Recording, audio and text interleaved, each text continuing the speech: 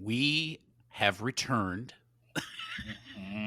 The fine gentlemen of Loathsome Things, your favorite horror movie podcast. My name is John, and with me, as always, is my delightful co-host Josh. Josh, how's it going, sir?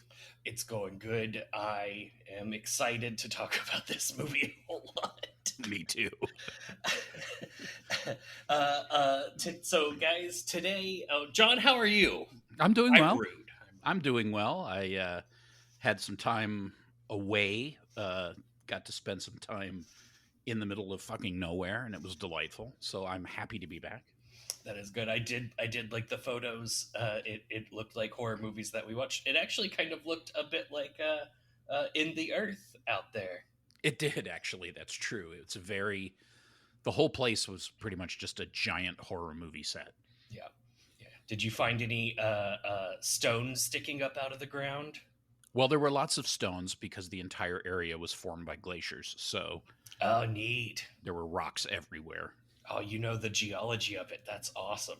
A little bit, but I mean, it was pretty cool. Very rad. All right. Well, today we are going to be watching Beyond the Door 3 by Jeff Kwitney, which is also known as, in anywhere that's not America, it's known as Amok Train. Amok Train, and even apparently Death Train. Ooh. It's so ridiculous. Oh. It's 1990 film, or 1989, depending on where you go. Yeah. And it is part of a trilogy that is in no way a trilogy. Did you watch the others? I've seen the first. I haven't seen the second one. Is it bad? Yeah. It's unfortunate because the first one is a 1975 complete and total ripoff of The Exorcist. Oh yeah, it's just like green pukey pus and nonsense business. It's terrible. It's an Italian film, and but of course, totally worth watching. Yes. It's an Italian film shot partially in San Francisco, and they go out of their way to have the people drive through all the obvious places that no local would ever drive in San Francisco, like the curvy hill. Yeah. Someone's just taking a little drive down the curvy hill. With their horrible children in the backseat. Yes, they're horrible children. And that movie is ridiculous.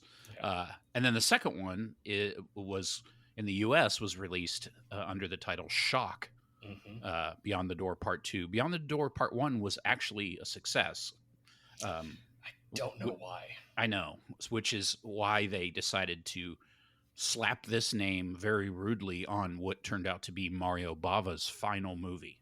And to be honest, that movie isn't terrible. Shock is interesting, quite unpleasant to watch in the way that the Italians can make things very unpleasant. There's the film revolves around like the husband is dead and now the father is possessing the son in order to like be alive or whatever. So there's like some very uncomfortable, like the mother and son playing, and then all of a sudden the kid's just on top of her and making little grunting noises, and her realizing that this isn't an okay thing, and the audience realizing, what did I just see? Wow, that's pretty rough. Yeah. Way to go, Mario. Yeah, but all in all, it's an okay movie. Unlike Beyond the Door 1, which is just gross. Pure, completely derivative schlock.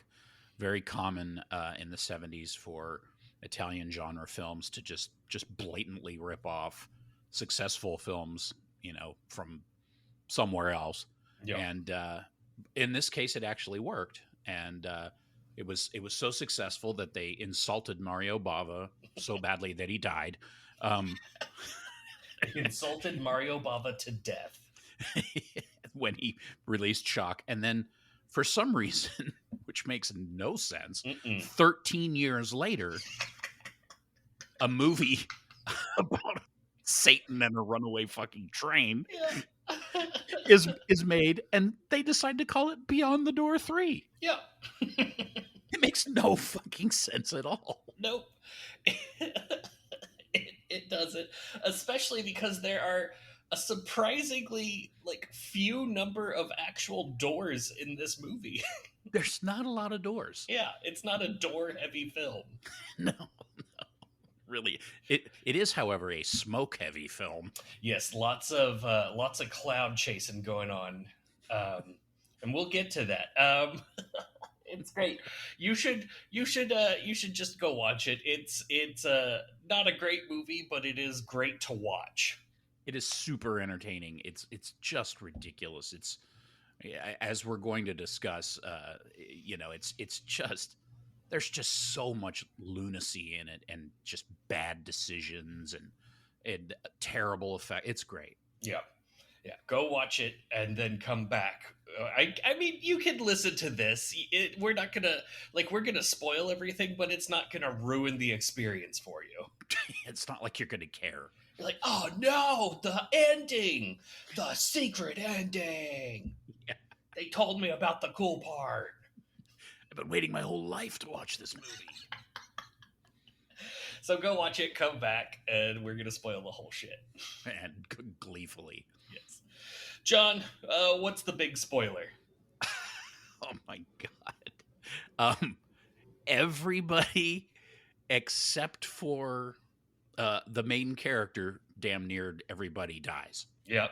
Damn near killed her.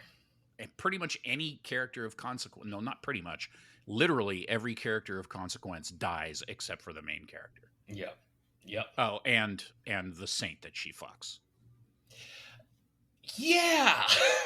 Yeah, that's the big spoiler. Really, it is. It's she fucked a saint. And the way that she figured that out is very convoluted. It's so bad. We'll save that, but it is so bad. Yeah. I guess we should do a little bit more backstory. So Jeff Kwitney famously did one movie after this before ending his movie directing career and instantly switching to writing kids' cartoon television series. Oh, so bad. Bad ones, too. There's for millennials pay attention because this is going to be like memories for you. He did episodes of Animaniacs. No, that's not so bad. Yeah, Street Sharks and Cow and Chicken. Whoa. Yeah, Street Sharks is they're like, well, Ninja Turtles, what other animals can we turn into things like? What if there were 4 sharks that did skateboards, roller skates, and inline skates? Oh, they're the ones that wear the shades and stuff? Yeah, the 4 cool shark dudes. Street Sharks. Yeah. So bad. And then his career was over by 1998. Wow, and he's still going. He's still alive. He's still alive. He has done a total of 4 movies and 19 episodes of bad television, and then I guess it was time to leave. I think it was time to leave a long time ago. Yeah. Sorry, Jeff, but goddamn, dude. Also, thank you, Jeff. Thank you for this. Thank you. I loved your movie. Yeah. Beyond the Door 3 stars Mary Connert as a stylized reproductive symbol birthmark having Beverly Putnich. Yeah, no kidding. All those things, no kidding. Yeah, and she the movie is primarily concerned with how she just can't seem to get any privacy. No joke. She is not behind the door. No. She is right outside the door all the goddamn time. People just won't stop opening the door. She is most famous for playing Ensign Tess Allenby, who formed a strong animosity towards Wesley Crusher because she perceived him as blocking her own advancement on the Enterprise D due to his status as acting ensign and his regular bridge duty assignments in 3 episodes of Star Trek: The Next Generation. Oh, yeah. Yes. Never seen it. Oh, no. Maybe that's our bonus content. John has to watch TNG. Ooh. Oh, she was in Freddy's Nightmares, the TV series. Yeah, I didn't know that was a thing. Oh, yeah, that was supposedly really bad. I never saw it. It had Wes Craven and Robert Englund in it, and it was set in the same universe as Nightmare on Elm Street. Mm-hmm. I didn't know that existed, but oh, that sounds painfully amazing. Yeah, it sounds promisingly terrible. Yeah, just all the other bad things that happen in that town. Oh, also, she was on Highway to Heaven. She played Betsy. Oh, nice. Yeah, I don't know what that is. don't care. It's a Okay. terrible movie. Oh, good. Or terrible TV series. Sorry. Yeah. Not a movie. And then everyone else is just pretty much not worth mentioning as far as I could see. The only person I would mention would be the witch. Oh God, yes. You mean just warts ahoy? You mean Vesna? Vesna the witch. Yeah. She was fantastic. Yeah. Oh yeah, she did a great job. And by that I mean she was terrible. I don't know how she managed to do it, but it looked like her eyeballs were trying to bulge out through the fake contact lenses. It was very disconcerting. I don't know how they managed to get wine corks to stick to her face to act as moles. And like a million spider legs sticking up the side as hairs. I can imagine casting. Okay, can you just get us a woman with no teeth who smiles a lot? Yeah, who looks really excited about things. That was, in case anybody wants to hire her, although I'm sure she's probably dead. Her name is Olga Poznatov. Oh, good. So yeah, I guess that's part of it. This movie is primarily set in Yugoslavia during the war. Yeah, it was literally shot in the middle of a civil war. Yeah, and it really looks it. It really does. There's even scenes where some of the buildings look pretty bombed out. Yeah, and because of that, I had to go learn because John, last week, if you had asked me, hey, can you point to Yugoslavia on this map, the current borders of the nation of Yugoslavia, I would have pointed because I had no idea. That there isn't one? I had no idea. Yeah. I didn't know about this war. I didn't know about any of it. I'd be like, I don't know, somewhere around here. Yeah, it's shot in Yugoslavia, but they're it's basically in Serbian area, like because they keep referring to the main character as a Serb, and all the people she's around are satanic Serbs, and no xenophobia here at all. No. It made me realize, like, I haven't seen it, but I wonder, is a Serbian film like made by Croatians or something? No, I think it's made by a Serb who is very much trying to comment on, like, like he actually had a point to that film beyond just being degrading and horrible, but it's just impossible to watch. I will probably never know what that point was. No need. Next. Okay, so this movie opens on sliding metal doors, and the kind that maybe you might slide open to shovel coal into a steam engine or something. Mm-hmm. And then the words beyond the door 3 pop up, and that's it. That's the only conceit towards the series title. Yeah, and we never see that door again. I even paid attention. I was like, hey, maybe that's the door on the train.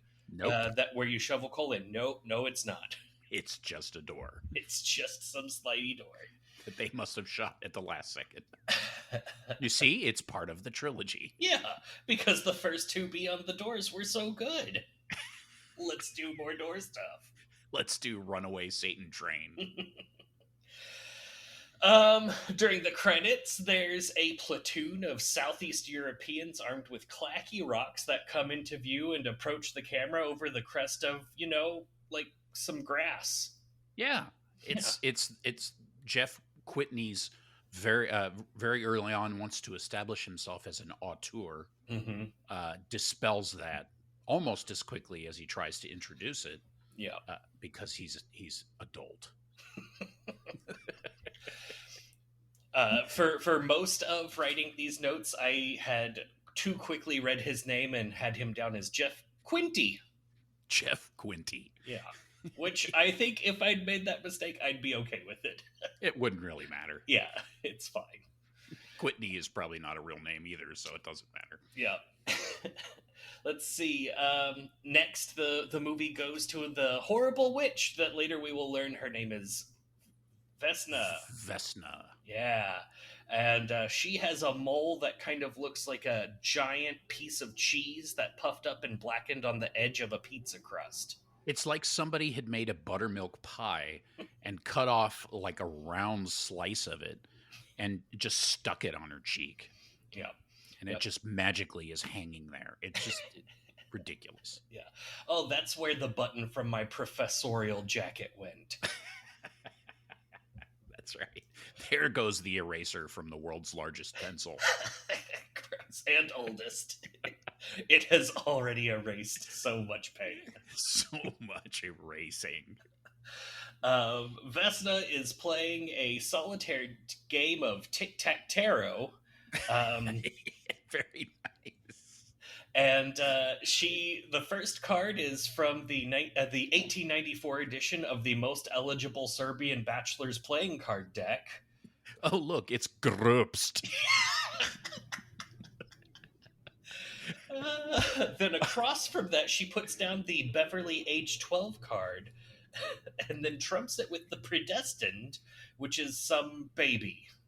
Yeah, an interesting layout of the tic-tac-tarot. Yes. It certainly portends something interesting.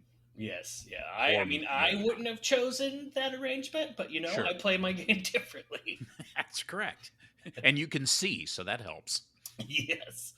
And since we were going with some certain era of kids' cartoons, I went ahead and I would like to say that finally she flips over the Blue Eyes White Dragon for the clutch victory. No, that doesn't happen. There's a lot of chimey and organy and drum dun dun music. It's very dramatic. Yeah. And she finally plays the mother and father card at the bottom of tic-tac-tarot. And no one cares. Yeah, and everyone's like, what? Oh, okay. They're down there. I wonder if I'll remember this later. Yeah, the Predestined that comes into play later in the movie. A thing you probably would not remember, because I certainly didn't, unless you go back and watch it again because you're stupid enough to review it for your podcast.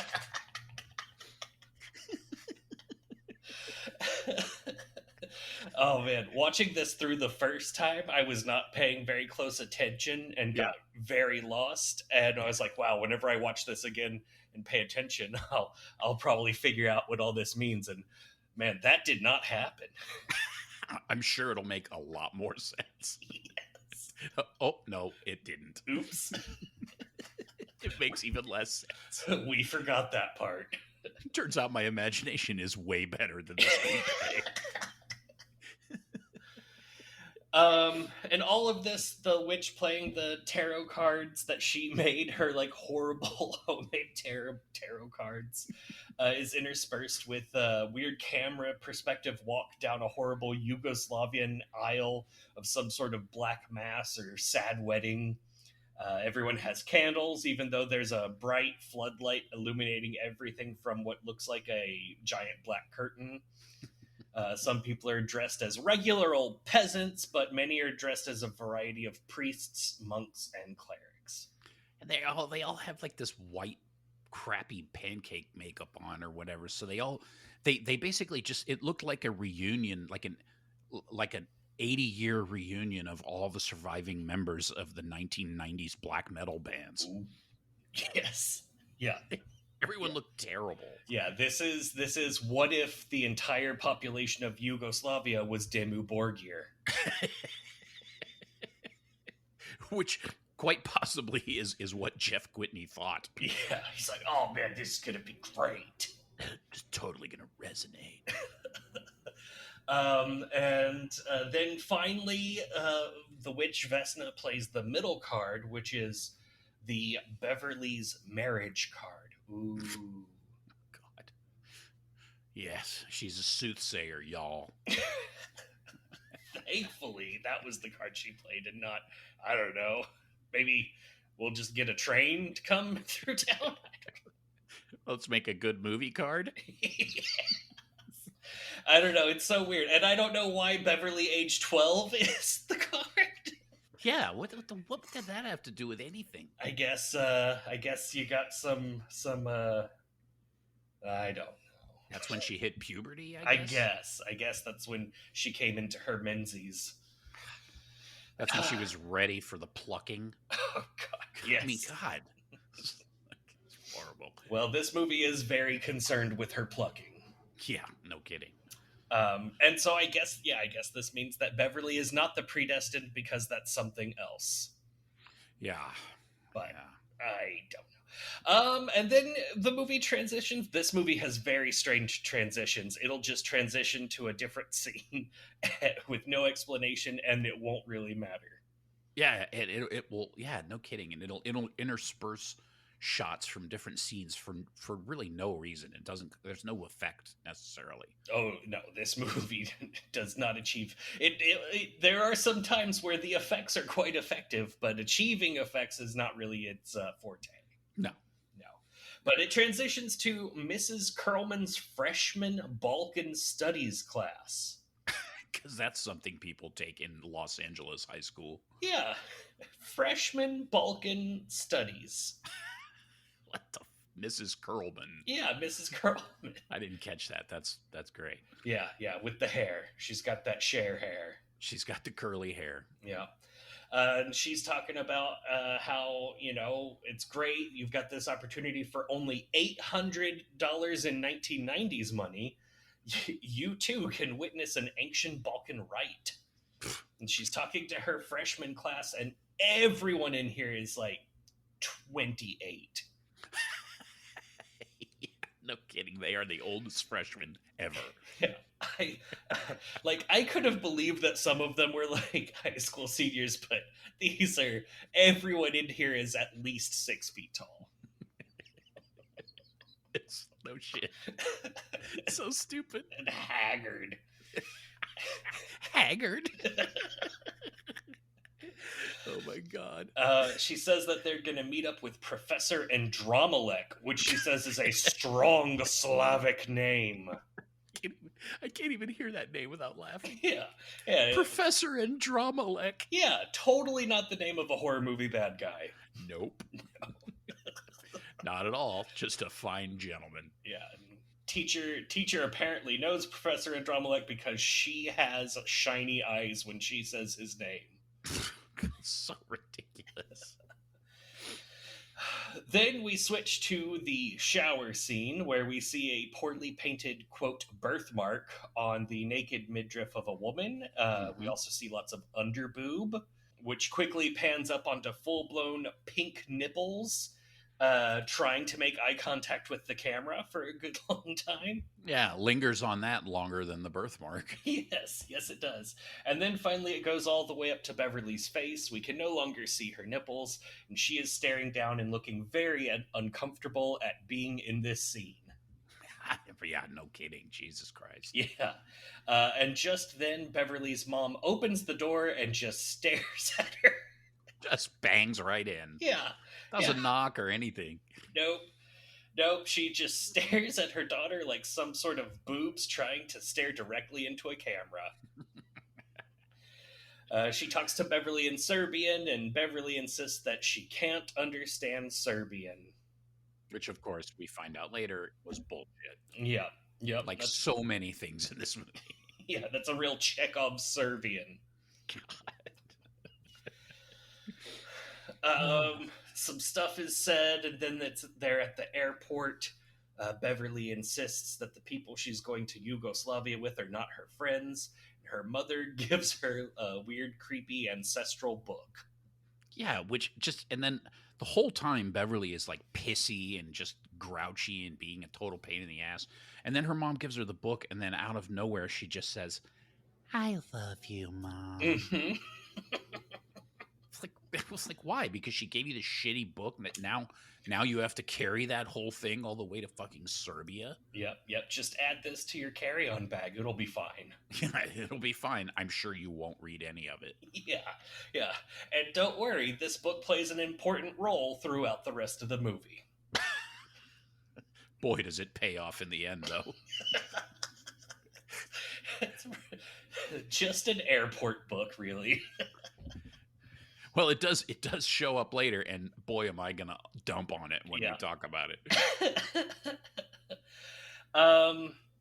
So Beverly goes to get on the plane. The mother drives away in a really long non-chase car scene.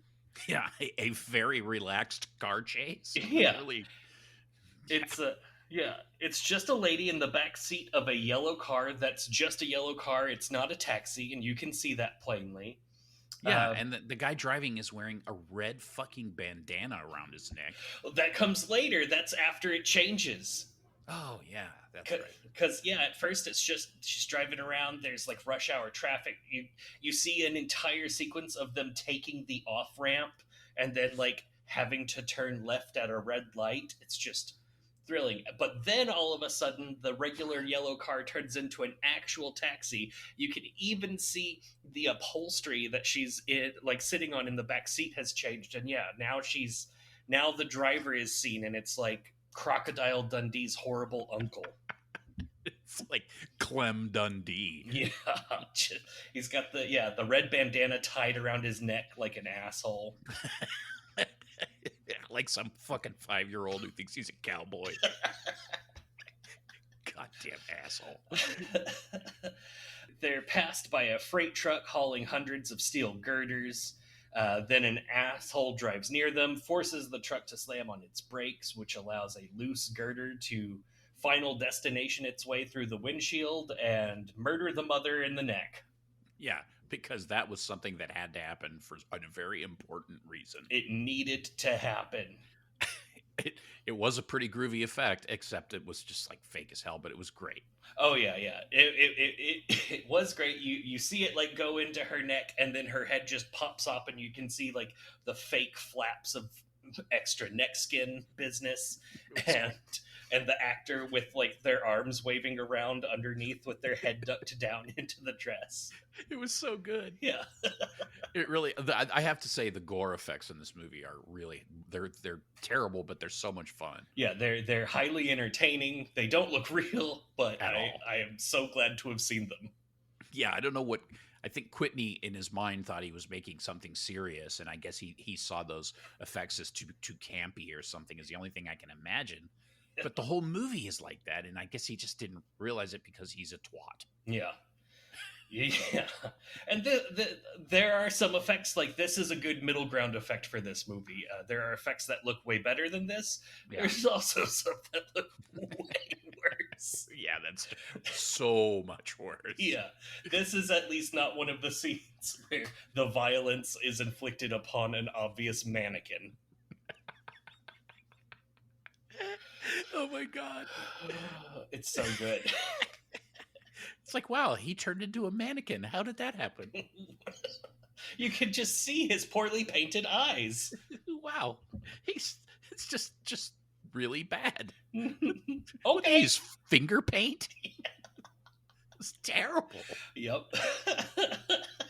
It's like they didn't even try. Nope. Like, here, kid, paint this mannequin. I don't know. Maybe on the train tracks. Yeah, make it look like this guy. I don't know. Put a turtleneck on it. Bingo, done. So then the 7 youths make their way there in Belgrade, Serbia. Welcome to beautiful Belgrade. War-torn Belgrade. Yeah. They're met by Professor Andromelech, who's like a creepy Serbian Penn Jillette, who's just horribly tall and terrifying. He has the worst fucking chin beard. Yeah, and a really, really weird cane that we never get enough of. Yeah, they must have paid top dollar for that cane because they just show it a lot. They do. There's lots of cane business, but we never really get a good look at what the cane is doing. Yeah, I couldn't figure out if there was some sort of boning going on. It kind of looked like boning, but it also could have been anything else. But the important thing to remember is that it was very essential to the story. Yeah, it is front and center in many shots. Let's see. Professor Andromelic says a lot of nice things about these youths, and then immediately begins scolding them for not walking fast enough. Yes. Quickly establishes himself as a prick. Yeah. He then brings them over to a boat that looks like a floating double wide trailer, and I would imagine it's probably called the Pride of the Yugoslavian Navy.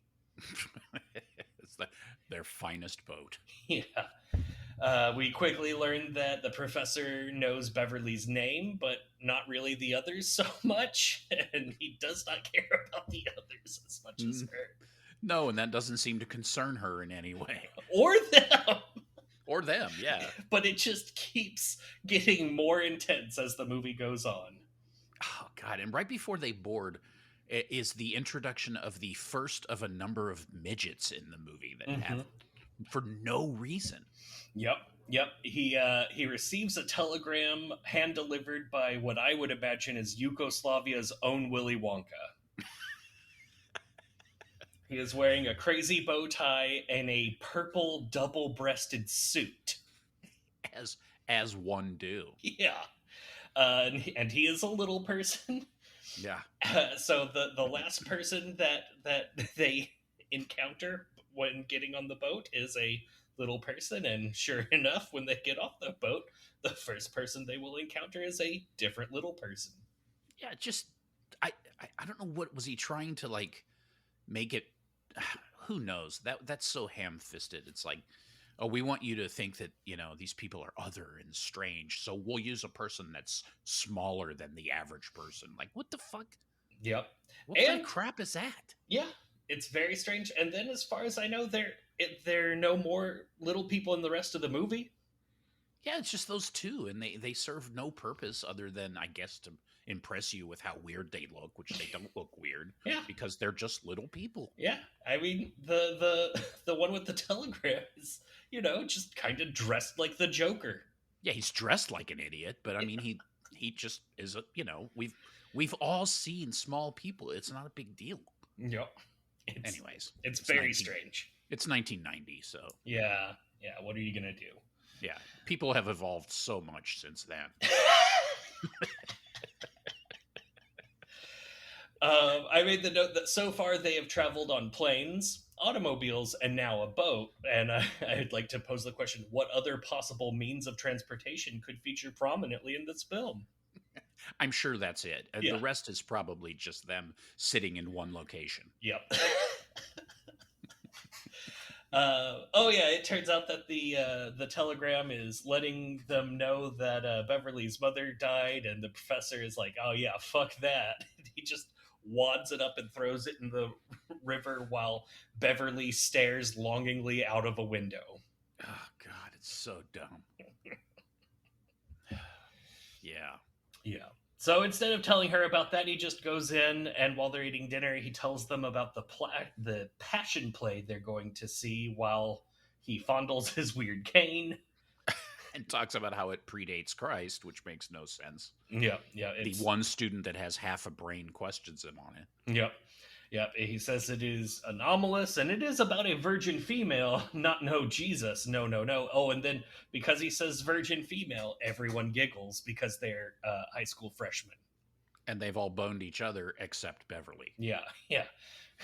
All of these high school freshmen are super sexually active except for Beverly. Let's make fun of her. So they immediately make fun of her because she's the virgin in the group. Yeah. Of high school freshmen. Of course, there is no connection here in any way to the main idea of this movie. Nope. And at this point, Professor Andromelic gives them all a gross sticker. And it's shaped like Beverly's birthmark, which is shaped like the female reproductive system. And one of the girls immediately recognizes that it looks like Beverly's birthmark. Yeah. They're like, hey, and then they like, one of them is like, hey, shut up, don't say that. That would be rude. Why stop now? Yeah, and so they all make fun of her for being a virgin, and she runs away sad, and so Professor Andromelic creepies his way into her room on the boat that she has.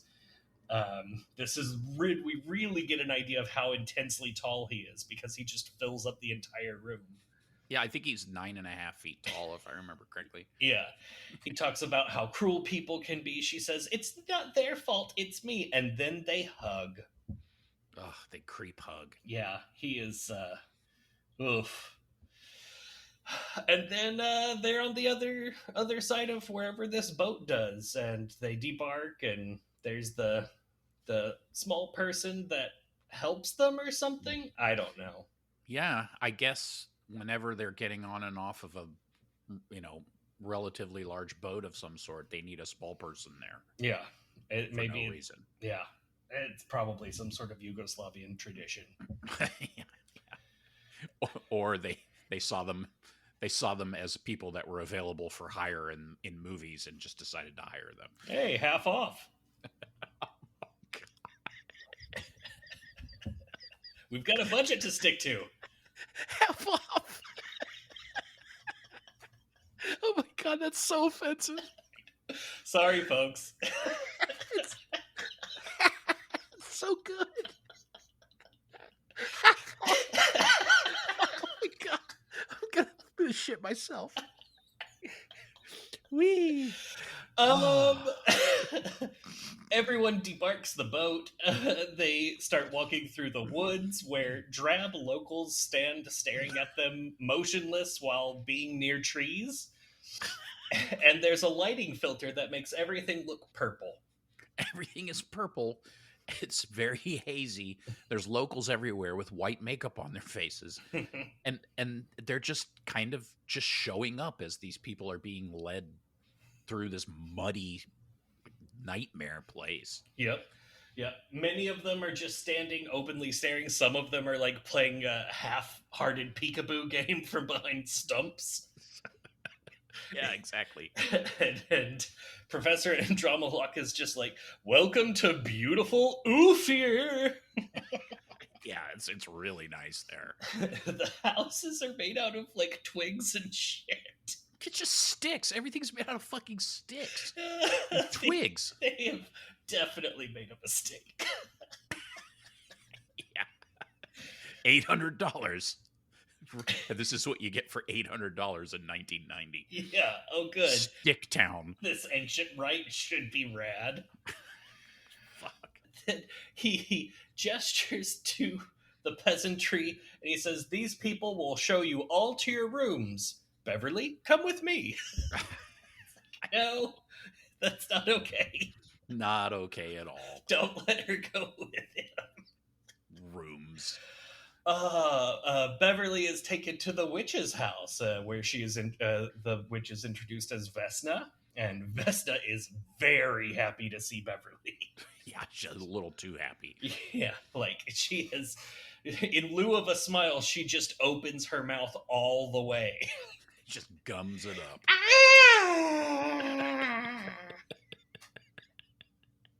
That's pretty much it.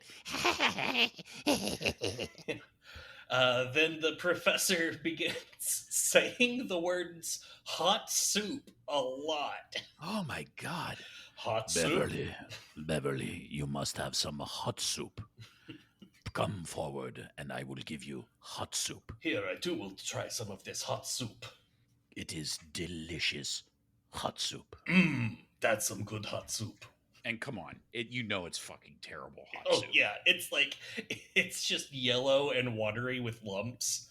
It's like water with stick juice in it. It's just Campbell's chicken noodle, but all of the noodles have been taken out and there's 5 times too much water. Noodles have been replaced with shoelaces. Beverly doesn't want to eat hot soup, but he won't let her not eat hot soup, so she eats hot soup while Vesna quivers with barely contained delight. She takes like one sip of hot soup and then like instantaneously passes.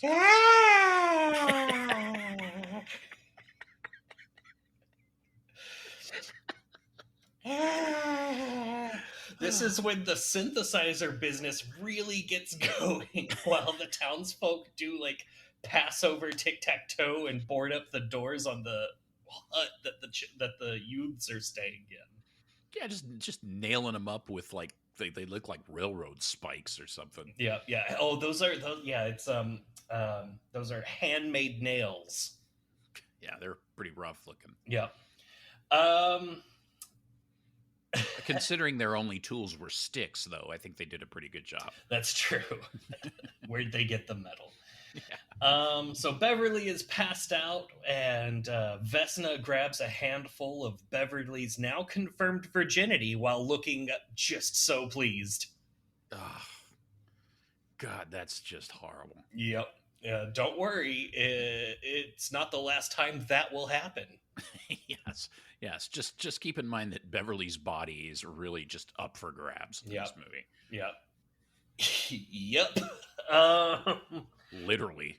The professor gets some quality one-on-one time with a big black smoking cube, while all the non-Beverly freshmen's beds catch on fire.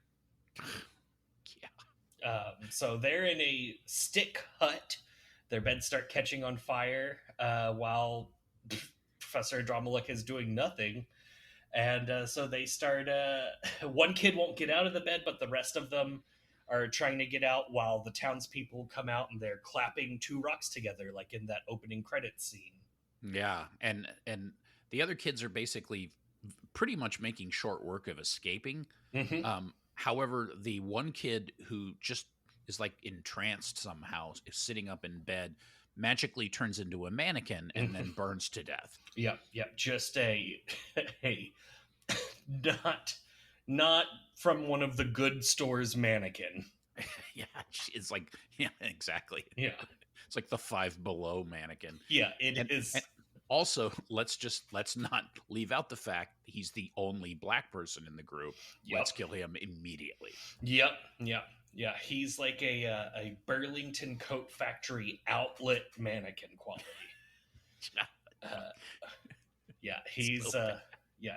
He's the only African American, so of course he dies first. Yeah, for no reason. Yeah, just sits in the bed while he burns to death, while everyone else takes the fucking hut apart to escape. They nailed the door shut and they're like, oh, it's fine. We'll just take all the twig and wattle apart. Just pour water on the mud that you've used to make this door. Yeah. And walk right through. The locals then start clacking rocks directly at the youths. They're like not having any of that. They're like, oh, fuck no. We're running away into the woods. And then Beverly escapes as well. Yeah, but not before like Vesna gets all grabby and screechy and tries to stop her, but Beverly just knocks her over effortlessly and then runs into the forest, meets up with her fellow youths, and they all flee into the synthesizer-laden forest together. So synthy. Yeah, it's very... In the distance, they spot a train. Oh boy. So naturally, what do whenever you're running away from a town and you spot a train? You try to get it to stop and pick you up. Yeah, you yell at a train to stop. Yeah, you just wave at it like, hey, train. This is how you catch trains in Serbia, right? Yeah.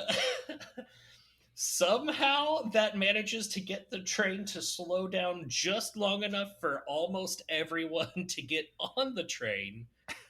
Except the one slow girl. Yeah, one slow girl that falls down while everyone else looks on and they're like, oh. Well, I guess she didn't make it. Except one guy, Larry. Larry, good. Larry jumps down to not abandon her and breaks the shit out of his leg. Because Larry's an idiot. Yes. He did not tuck and roll. He just... No, he went full ankle weight. Yeah. Off a moving train. Yep. So they're down there. The other four are just on the train. They're like, oh, well, I guess we'll just stay here. Scalator. Yeah. So now, methods of conveyance thus far, we have planes, trains, automobiles, and boats. Yeah. I guess we've covered all the possible modes of transportation. That's right. Well, we do have we have a boat variation coming up. There's like a skiff. Oh yeah, that's true. There is. It's like a shitty canoe. So they get on the train. They're like, I don't know, maybe we could get them to stop the train or something. So they go into the train. It turns out that it's a passenger train full of people that don't speak English. They almost pull the emergency brake when the horrible train man Bosco starts yelling at them. I am Bosco. Yes, I have the mustache of a Serbian. Turns out that Beverly can speak Serbian just this once, and just enough to convince Bosco to start speaking English instead. Yeah, and he's really excited because he gets to try out some of the English that he knows. Yeah. So all of these teens are talking to him in English. Bosco, Bosco, Bosco. Oh, Bosco, Bosco. Oh, you speak English. It's so stupid. Bosco. I don't know. He takes them into the Murder on the Orient Express room, where there's some kind of urchin playing a horrible 8-bit video game music flute. Yeah, what the fuck? There's like this little guy just huddled, playing a flute. He's got robes on and stuff. Yep. Brown robes, just down on the floor, playing a horrible flute, which I had the closed captions on for this, and that music was referred to as uneven flute music. Uneven flute music. Yeah. It sounds like he is playing the music from Final Fantasy 1/2. It's bad. It's so bad. We find out that the flute urchin never speaks and may not have a tongue, which makes him, according to Bosco, the best company in the world because he tells no lies. That's right. Yeah. We see Marius. Yeah. We see the train is just pouring steam.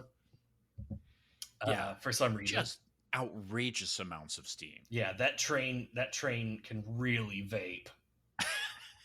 It's hurtling towards the world's greatest trick contest. Let's see. The synth music intensifies as we see someone crawling around in a dark baggage compartment. Yes, a very, very dark figure. Yeah, just crawling around on top of all the luggage and making things fall. Yeah, very, very carefully knocking everything over. Yeah. That's just for a second. We see that, then we switch back, and now we see that Bosco eats cake by the handful. Yeah, Bosco's really going to town. Yeah, he just grabs wads of cake and shoves it into his face. While they all sit there. Yeah, no one else is getting cake. Like, I don't know if he didn't let them have cake or they just were afraid to eat it. I don't know. This is Bosco's cake. It's Bosco. Fuck off. Yeah. They're telling him about their problems. It turns out that Bosco will not stop the train, but he will take them to the police at the next stop, which is more than 10 hours away. I know. Which I don't understand. Yeah. I don't understand how big Yugoslavia is. Like, how slow are trains that the next place is 10 hours away? Yeah, there's some serious problems with some of the logic in this movie. Yeah. The train magically loops around at points. Yes, and shows up in places it's passed through before with no explanation as to why. Yeah. So yeah, keep note of the fact that where they are right now is 10 hours away from where they will be later. Yeah. And then go look at a map of Yugoslavia. Yeah. I can't imagine how slow would you have to drive to make it take 10 hours to get from here to like San Antonio? Well, I mean, probably about 20 miles an hour, right? Jesus. Trains aren't that slow. No, not this one, apparently. This one goes like 800 miles an hour at all times. Except when it just slows down enough to let some kids on.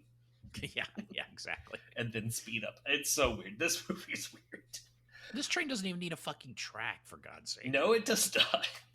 But it's really good. It's like the Super Mario Brothers of a train. Yeah.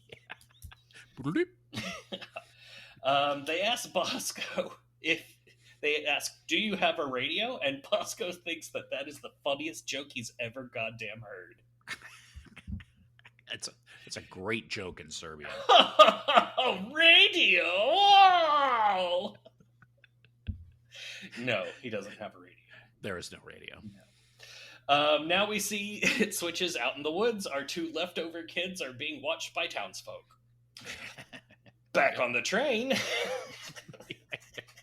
So glad we saw that. Yeah, the switches to them are really, really the something of this movie. That's right. Back on the train, Beverly is entranced by the flute urchin. Back in the baggage area, we see that the sneaky person is stealing cash from envelopes full of cash, but only takes one bill out of each envelope. So stupid. It is. Then the engineers see that there's a fire on the tracks ahead, and they pump the brakes, stop the train. Lots of words are said, supposedly in Serbian, with no subtitles provided. I think this is the first time that we get that happening in the movie, where people are talking in Serbian without our characters being around to not understand them. But still, there are no subtitles, so it's just us, the people watching the movie, that don't get to know what's going on. Yeah, they're just chatting away, saying things that probably aren't enormously important, but it would be kind of nice to be in the loop. Yeah, they're definitely not talking about what's going on. Yeah, I mean, you are watching the goddamn movie after all. Like that, there's people, they probably don't care what they're saying. So yes, there's a fire on the train tracks. They stop the train.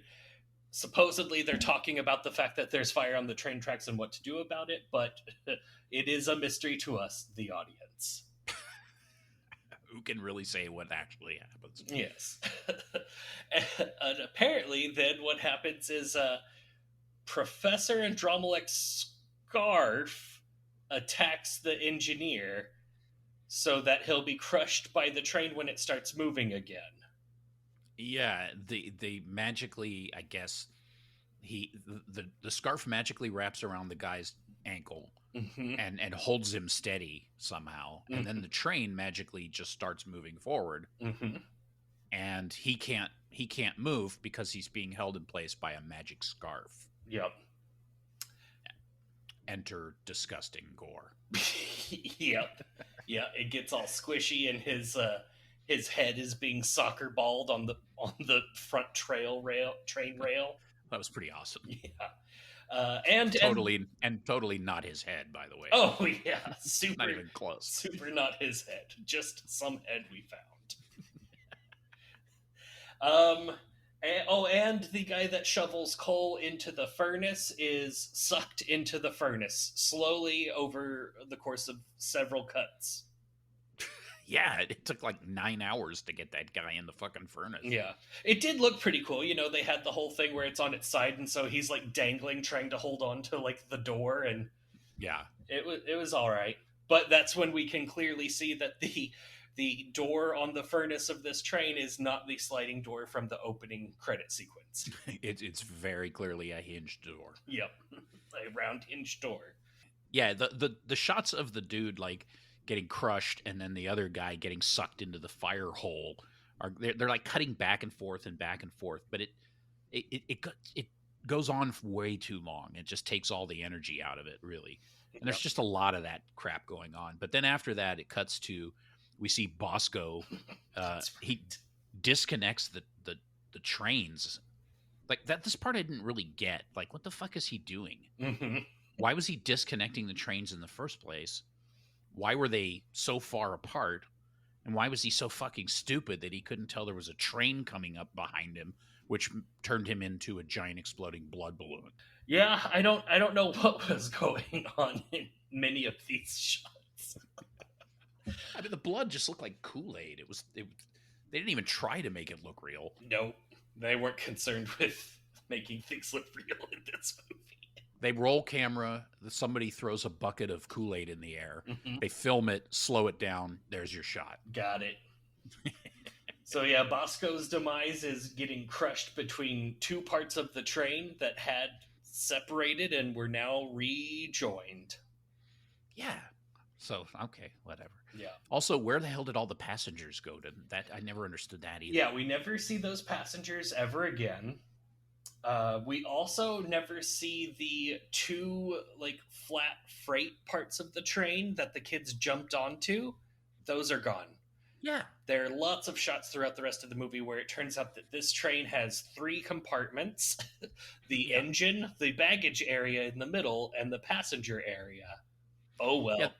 Yeah, there's a whole coal car that they climb over, but then later the coal is only part of the engine car. Mm-hmm. Like things change all the time, including the amount of coal in the coal car, including the train itself. Yes. Yeah, this movie's weird. Apparently, like the Yugoslavian government was like, "Oh yeah, here's your train to use." But anytime a train's coming through, you have to move it off the tracks and then move it back on, which apparently was very time consuming and frustrating for everyone. Yeah, getting shots apparently was extremely laborious, and there was at one point I remember that I'd read that they had to pull the train off the track and wait for like an hour for this fucking train to go by, and then they had to put it back just to get like one shot.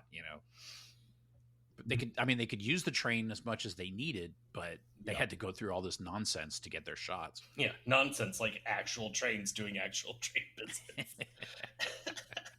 Exactly. I mean, so that they could get this movie made during a civil war. Yeah, what a great idea, everyone. What selfish government people. Filmed on site. Jesus Christ. We can't just do this in Texas. I love that this guy had made some fucking ice. What was it? Ice Tramp or whatever the movie was called that he made before this. It looked terrible. That was all he had ever made. And when they approached him to direct this film, because I mean, clearly from his previous work, he's bound to be good. And so what does he do? He goes and asks James Cameron, who was known at the time for making Piranha 2 for fucking, for like peanuts. And even James Cameron, who was nobody at that point, was like, you shouldn't make this movie. Yeah. Ooh, maybe don't make this movie? And he was like, well, no one else is going to pay me money. Yeah. I really need this gig so I can establish myself as a movie director. Oh, God. Yeah, it was... Oh, yeah, the other movie is just called Iced. Oh, yeah, that's right. Iced. Yeah. It's about a delicious beverage. Yep. And then his movie after this is Lightning in a Bottle, starring Linda Carter. Dear God. Great for everyone. He had literally captured lightning in a bottle. Whoa! So while all this nonsense is going on, Beverly sees Vesna cackling out... Vesna? Whatever. Cackling outside the train window for a second. Cool. Yeah, just her visage is outside the window. Yeah. Great. Good.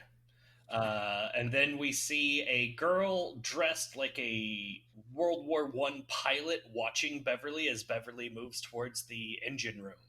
Oh, God. The synth music intensifies as Beverly closes the furnace and then just kind of stands around. Yeah. It just drains all the tension out. Yeah, just really lets the movie go. Wow, she's really just standing there.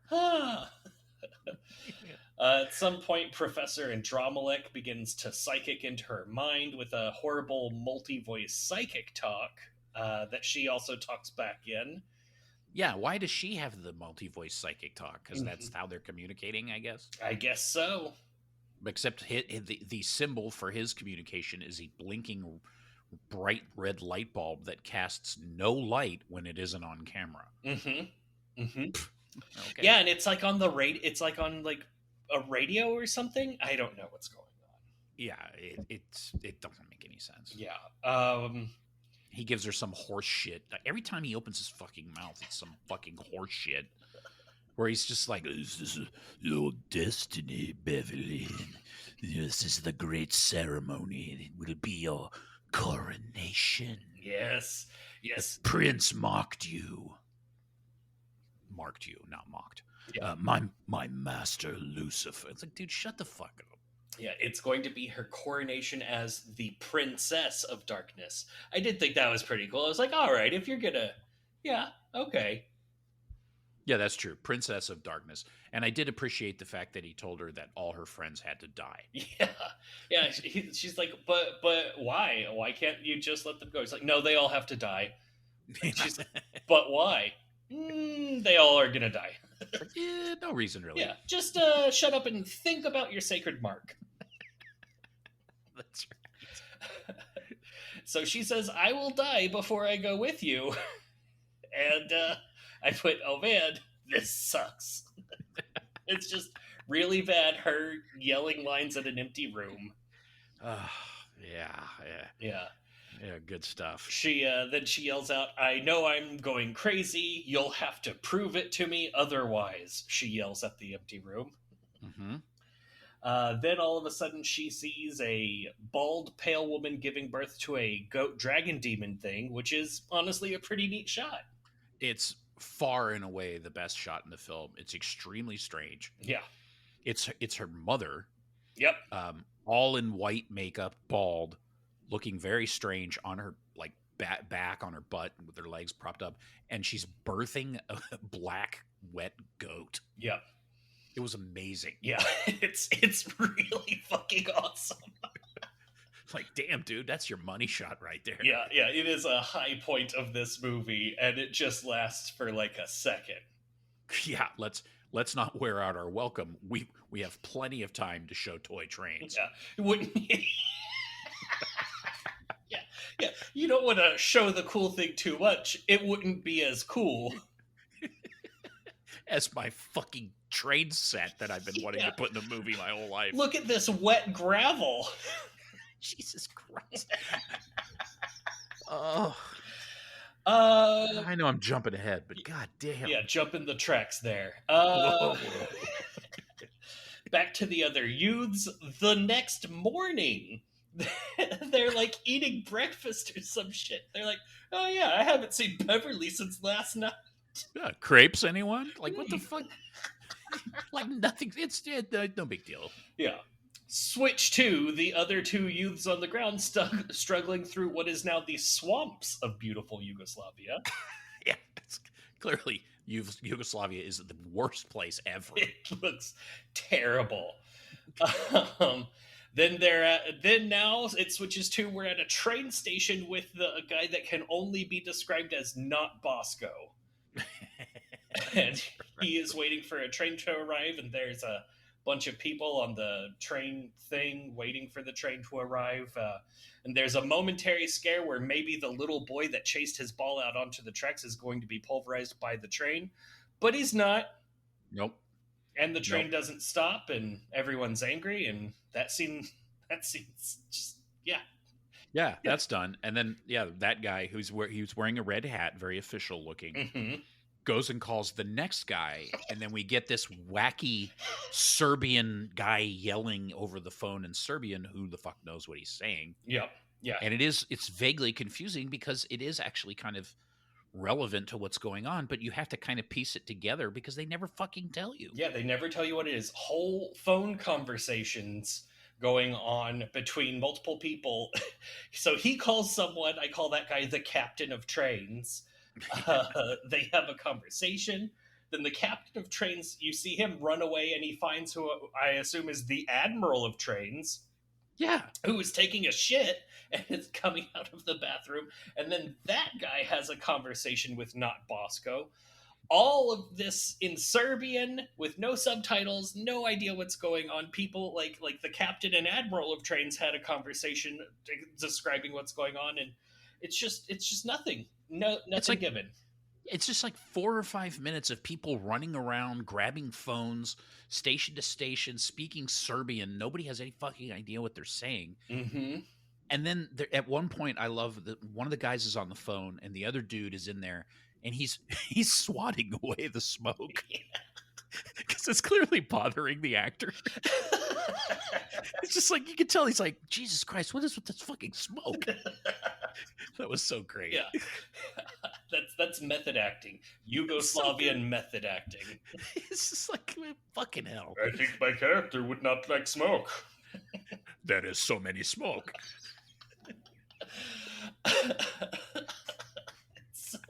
So unfortunate, this movie. And then at one point, the Admiral pops out to go look for the train. It's just like out on the tracks looking for it, like, nope, it's not there. So then he goes back inside and he makes a phone call to someone else in Serbian and is frustrated. Oh my god. They're like the stupidest fucking people that have ever lived. Man, I don't see it. I don't know what you're talking about. There is no train. I see no train. I'm looking at the tracks right now. Fuck me. God damn it. Back on the train, the youths find the World War I pilot girl in the baggage area. They like tackle her or some shit, and then she pulls out the world's longest switchblade. That's right, the switch sword. Yeah, the switch spear. And she's got a bad attitude. She says, "Sava is a thief, not a killer." Yeah, apparently she's a gypsy, which is pointless and also super hot. Yeah. For no reason. She's just real pretty. Yeah, pretty World War I pilot girl with a switchblade that is not a killer but is a thief. Baron von Richtsava. Yeah. Then it switches, and now we're at Grand Yugoslavian Train Control Center, maybe, I guess. And there people are having conversations in Serbian. What are they saying? Who knows? Who the fuck knows? Yeah. But thank God there's a bank of monitors that have nothing on them but blue light. All of these TVs are broken.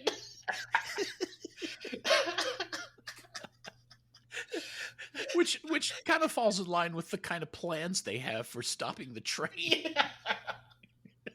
So good. This whole like runaway train section from like this whole chunk here is absolutely insane. Mm-hmm. It makes no sense. It's so weird. It's like slapstick. Yep. Yeah, because like all of these youths are like trying to figure out their situation, and meanwhile the Yugoslavian train authority is trying to figure out how are we going to stop this train.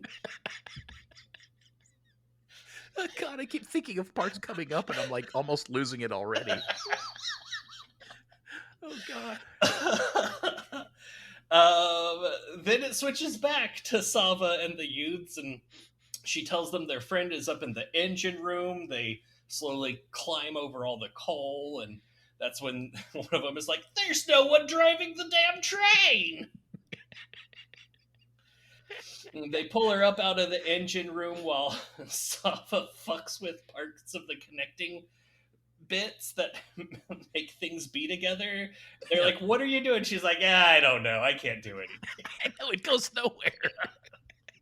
I thought I'd try, maybe. No, I don't know. It's just don't pay me any mind. This isn't the right kind of wrench. That's when Turtleneck, the blonde, pretty jawline boy with the turtleneck and the shiny leather jacket sometimes. Oh, Kevin. Oh, is it? He has a name? Yeah. Okay, I call him Turtleneck in my notes. Yeah, you can call him Dickhead, too. Yeah. It works. Yeah. He wants to try to stop the engine. Beverly says he can't go in there. It's too dangerous. Yeah. Good. Yeah, thanks, Bev. Yeah, if you go in there, you're going to have a talk with a brain man. This is when we get the shot that there are only 3 cars: the engine, passenger train, and baggage train. So I really feel like I missed something, but I don't think I actually did. Yeah, but I don't think it matters at all. No. It goes back to people talking at Grand Yugoslavian Train Control Center. Still nothing there. More Serbian hijinks. Yep. And then it switches back to the kids that are in. They have found another twig village, and they decide to go trespassing into someone's moss-filled home. And then here comes the setup for the quote of the movie, where the guy says, "There's nobody here," and the girl goes, "Well, where does the smoke come from then?" It's like, good question, my dear. I've been wondering that the whole goddamn movie. Yep. So they just hide in someone's abandoned twig exterior, moss interior home.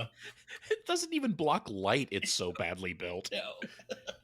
It's terrible. So gross. It's no shelter whatsoever. Oh, I didn't realize that there were parts of Europe that were this bad. During a war. Yeah, like Europe, sculptures, fancy buildings. You don't think of wattle hovels with floors made out of mossy hay. Yeah. Is bent is also heal wound.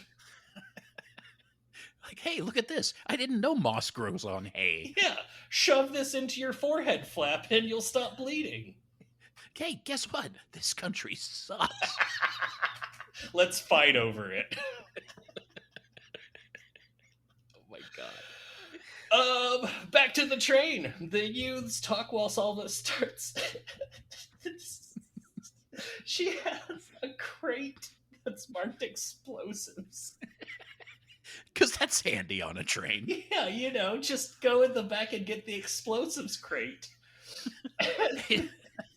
It turns out that in Yugoslavia, shotgun shells count as explosives. Oh my god. So she's just pulling out shotgun shells, opening them with her horribly long switchblade and emptying them of their contents. I'm dying. Oh, go get to the explosives. Jesus fucking Christ. The explosives industry has fallen on hard times.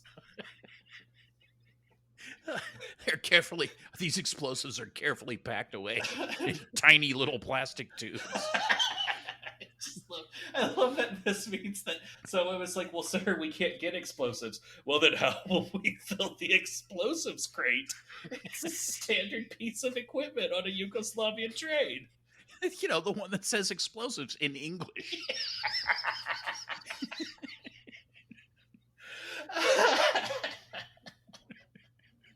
God, it gets so much better. Oh, that's the part. This is the part where, oh my God, it's so insane. Yeah. Where Beverly talks a bunch of bullshit about being like what is it about like being friends and oh no, there's the brunette. The brunette talks a bunch of bullshit about Beverly, accuses her of fucking and killing the conductor. Yeah. She's like, oh, I get it. The Virgin fucked Bosco and then murdered him. Which perks up the flautist. Yeah. The flute urchin is into that story. You see him watching from the shadows of his robe. He's like, ooh. He is now the only person of the original train crew still alive. He's just still crumpled on the floor. Not even playing his flute anymore. Now he's just kind of down there. What's his name? Mango or something? Oh, Marius. Marius. Yeah. Let's see. So then Beverly slaps her for suggesting that she would fuck murder Bosco. I mean, to be fair, I'd probably do the same. Yeah, and then she goes for like hug time with Turtleneck, And there's a weird shot where we see someone like from like behind, like from their armpit perspective, Yeah. as the hot girl is running away after being slapped. We Mm-hmm. see like someone whittling a stick to make it sharp. So I don't know if that's supposed to be the flute urchin or if that's supposed to be the Sava, but like it is very strange. She Yeah. must have gone like, well, this is all of the explosive. Time to make a point. Time to whittle a point. Oh yeah, and so then just for as after Beverly slaps the hot girl and goes in for a hug with Turtleneck, we see maggots crawling on her hand.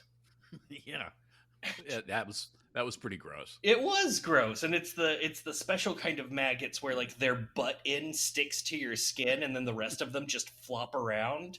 Yeah, just squiggle around. Yeah, just disgusting. I don't even know if that's like a maggot thing or if they just glued the ass end of maggots onto these people. I wouldn't be surprised in this movie.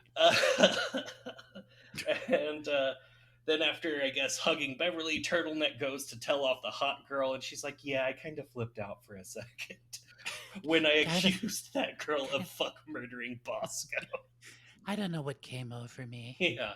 And she's like, what is it that you like about me? And he's like, your mouth.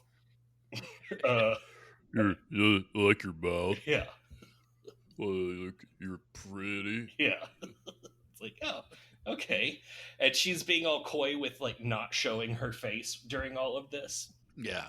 And then then it switches back to the kids at the Twig and Moss house, and we see like the girl looks out the window, and in the swamp an empty boat just approaches them. And she just does not mention that. She's just looking at it, and then she goes back to talking to him like, oh, yeah, whatever. Whatever. Larry is like just completely fucked at this point. Oh yeah. We've seen his poorly, like it's supposed to look like the bone is a compound fracture sticking out of his skin, but it's obvious that they just like used clown makeup and painted a bone on his shin. It's so bad looking. Yeah, Larry's not long for this world. No, he's not. And she's like, "How are you feeling?" He's like, "Great, time to party." And she's like, "Oh, good. I'm glad you're feeling better." He's like, "No, that's just a little gallows humor." Fucking asshole. I had to look it up. I was like, I don't know if that's gallows humor. It's not really. I think that only vaguely qualifies. Vaguely qualifies as humor. Time to party. Fucking dickhead. Back at the train. Oh my god. It's just flipping back and forth through nonsense constantly. Yeah, it's just like random insanity at this point that makes no sense at all. Yeah. It focuses on Sava as she clumsily lights her cigarette while leaning over a pile of gunpowder. Okay. Sava's an idiot. Yeah. She explains that she steals people's luggage and takes 10% from the money people send to their family members. She also explains that they are up against a powerful evil. And you can tell as she's saying all of this, she's trying to smoke her cigarette, and you can tell that this actress has never practiced talking with a cigarette. Yeah, she's never practiced acting, never practiced talking with a cigarette. Yeah, powerful people, like it's just flopping around, and she can't really do anything. Back in the snog room, Turtleneck and Hot Girl are kissing, and then we see that there are maggots all over both of them, and he starts spewing out kiss sauce, and Hot Girl starts ripping her face open. Oh god, it's so she's got like a maggot coming out of her forehead, and then she reaches up and starts tearing her face apart. Yeah. It's which was awesome. Yeah. Yeah, it was really cool. This is one of the other really good shots in this movie. It's like, whoa, cool. Because yeah, it's just at first she's got like a maggot and there's like a little like tear or something on her face with a little bit of blood coming out, and then she's just like Hulk Hogan opening up a shirt, but it's her face skin. Yeah, that was great. Totally made up for Doofus like spitting blood juice out or whatever the hell that was. Yeah, there's like a chunk of something in his mouth and just blood coming out and maggots on him just squirming. It was a good gross. It was just incompetently acted, but then she did a great job of just ripping it open. Nailed the ripping it open part. That was great. A great gore effect. Yeah. And then it's just over. Like, she's just dead now, right? Yeah, she's just dead until part of her body shows up later for no reason. I don't think that was part of her body. Oh, I don't know what that was. I think... I mean, I know what it was. I don't know whose it was. I think it's Swamp Girl. I think it's Larry's Bay. Because remember, we'll get there. We'll get there. So yeah, she rips her face in half and is just done. It's not like she's now a monster running amok on a train. No, she's just dead in half. No, yeah, part of the thrill of launching this girl to become the bride of Satan is to kill all her friends. That really is part of the joy, apparently. Yeah. This is what the beautiful village of Ophir is into. Which, by the way, they are now more than 10 hours away from Ophir because they blew past the train station that was 10 hours away. So just remember that. They are more than 10 hours by train away from Ophir. Yes, just keep that in mind as we continue. And then we see the train go off the rails. Along with the fucking movie. Yep. The rails pull aside. You can even see the little like piece of floss pulling the fucking toy train track outside. You can tell like some like hobbyist was so excited that his little countryside set is going to get used in this movie. It's so insane because they have access to a real train. And how hard would it be to just find some guy somewhere to switch a fucking track? They could have easily done that. There was no reason to use a fucking toy train set. Yep. They even do something later that makes it look like it. There's a shot where it's just going on a different track, but it's obscured by weeds, and so it just looks like it's going off the tracks. That was competently filmed. Yeah. I mean, there was just it's like no thought went into it at all. Nope. They were like, I don't know, maybe this? You know what, like, let's just use this. I got a toy train set back home. Yeah, I've got a whole come to my horrible little basement train village that I have. Finally. No one will ever know. My wife won't let me talk about it. But it will go down in cinematic history. So it is now an all-terrain train with really long scenes of like Star Trek style pretend the ship is under attack by flopping around the room scenes. Oh my god. And that's just the beginning where they're like rolling around and stuff. You know, like when you're talking about when they're showing the kids on the train, because that just devolves. Yeah. It just gets to the point where they're completely overdoing it. Yeah, you can tell that at a certain point the actors have gotten tired and maybe a little dizzy. Because they're just throwing their bodies around in ways that are completely unnatural. Yeah, it's obvious that the train's movement didn't make this happen. They're just all flinging in different directions. The directions different directions. Some are knocked off the floor at different times. It makes no sense. Yeah, you can tell that the director is just like, all right, let's try another shot. And they're like, oh no. And it's all in slow motion and it's just interminable. Yeah. There's that scene where the big jaw guy, like, his face, it's like super slow-mo. And he's making the weirdest face. What the fuck is happening right now? It's the roughest train I've ever seen. They look like they're in outer space with zero gravity or something. It's really bad. Oh my, it's so bad. Part of that is that Sava spills all of the gunpowder that she'd been collecting and is now just rolling around it like a dog that found a dead thing. Just soaked in gunpowder. And also there's like lots of cutscenes of a fake train traveling through an adorable miniature forest. Just like it's, I don't know. You can just hear a little kid going while it's going on. Oh God! And then for no apparent reason, the train is like back on the track, and then we're at the terminal again, or wherever the fuck it is, with the Serbi people talking all Serbi. Yep, back at Grand Yugoslavian Train Control Center. They might have known. It seems like maybe they noticed that the train went off its tracks, or not. It's really hard to tell. And then it goes off the tracks again. Yeah. And then the kids on the train participate in what I refer to as a symphony of falling. Is that when the radio turns on or whatever? Yes. It's like, oh my God, what is happening?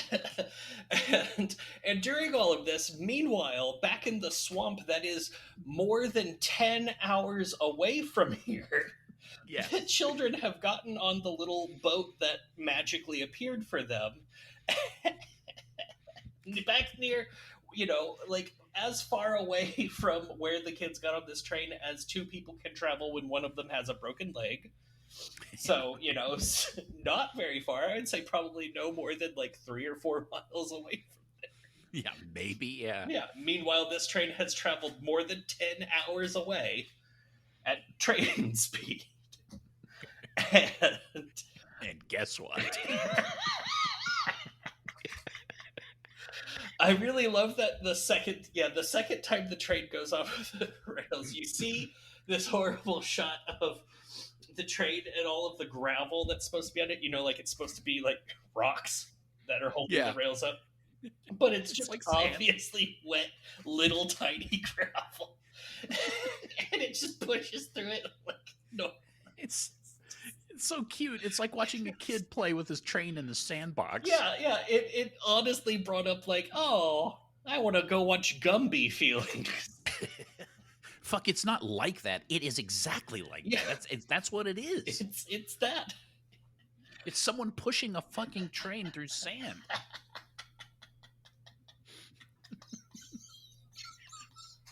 What were they thinking?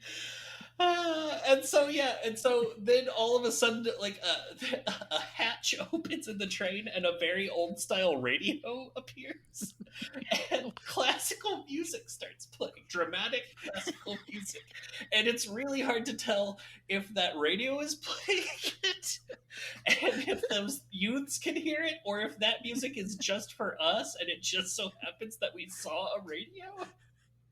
It somehow prompts the fall ballet. Yeah. More floppy acting. And then back in the swamp, the youths can hear a train getting closer, and they're like, oh good, we're getting close to the train. Even though they're still 10 hours away.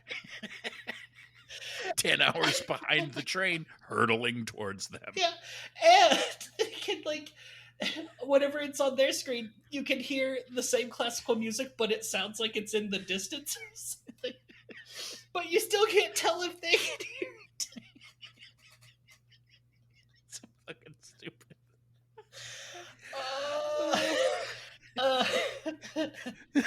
And then that's when you see the train goes off the rails. And this time, the slow motion acting. And the train comes through the swamp and pulverizes the two swamp youths.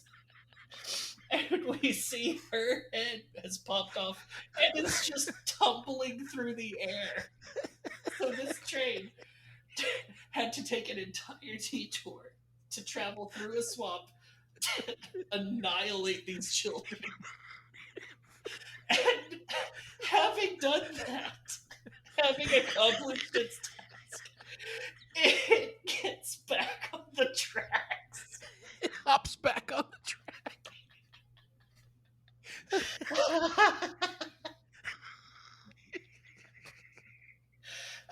I think I'm gonna die. And whenever it kills the kids, the fucking classical radio explodes and the music cuts off too.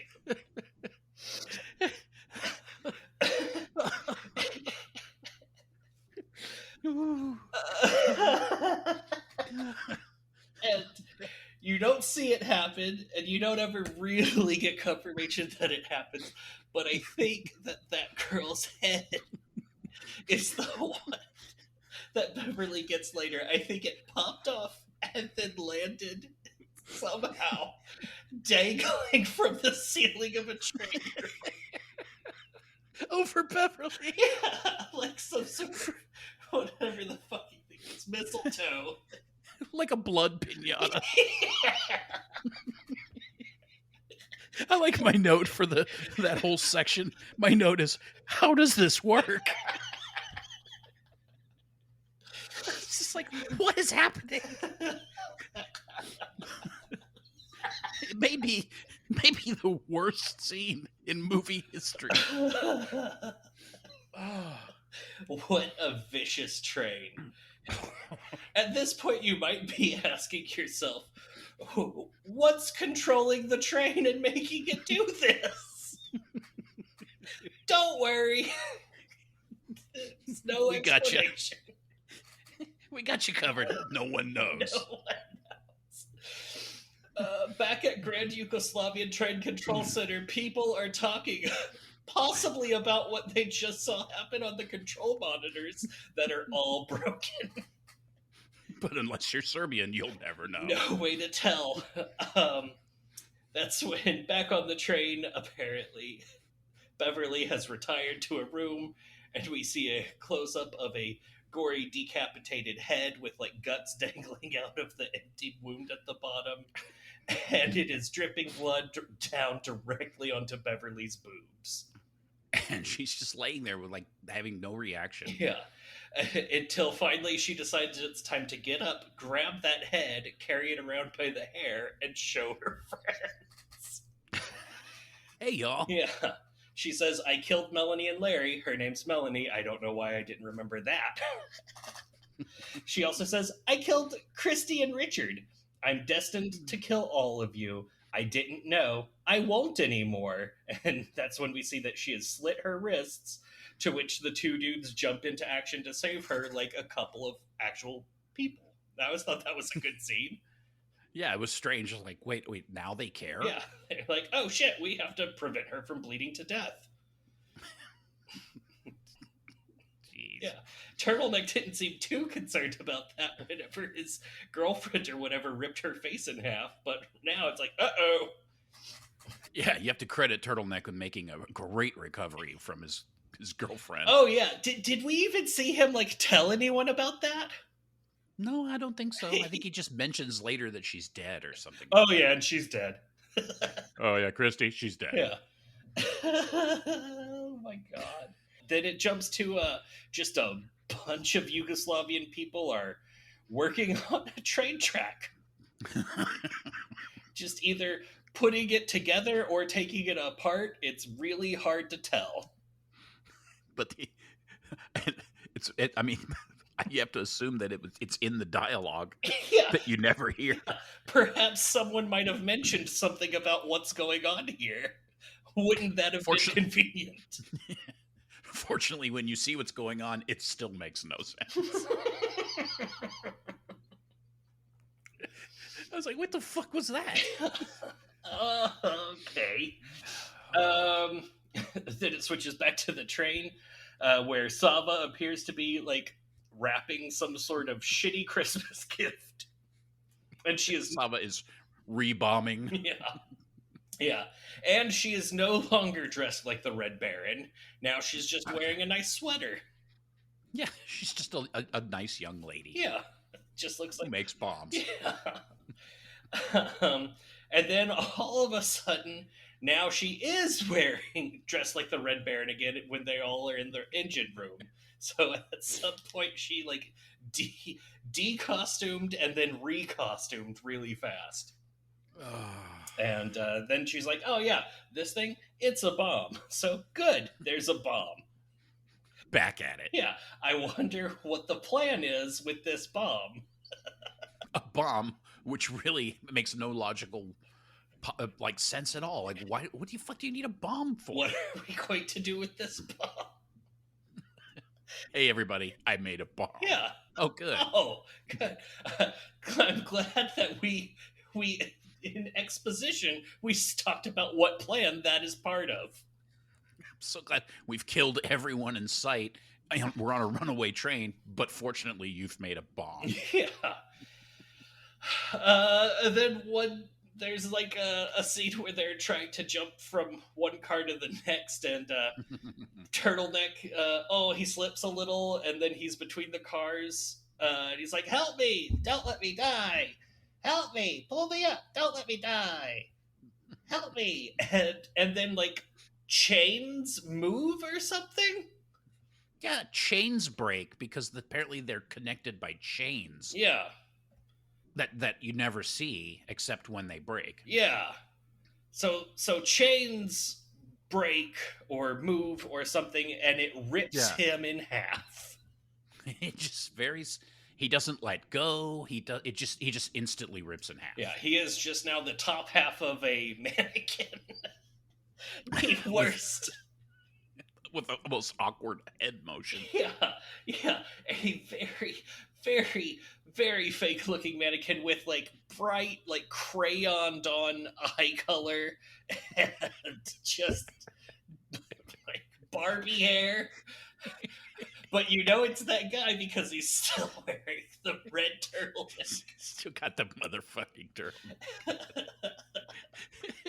It looks like if you let a 5-year-old make your model out of paper mache.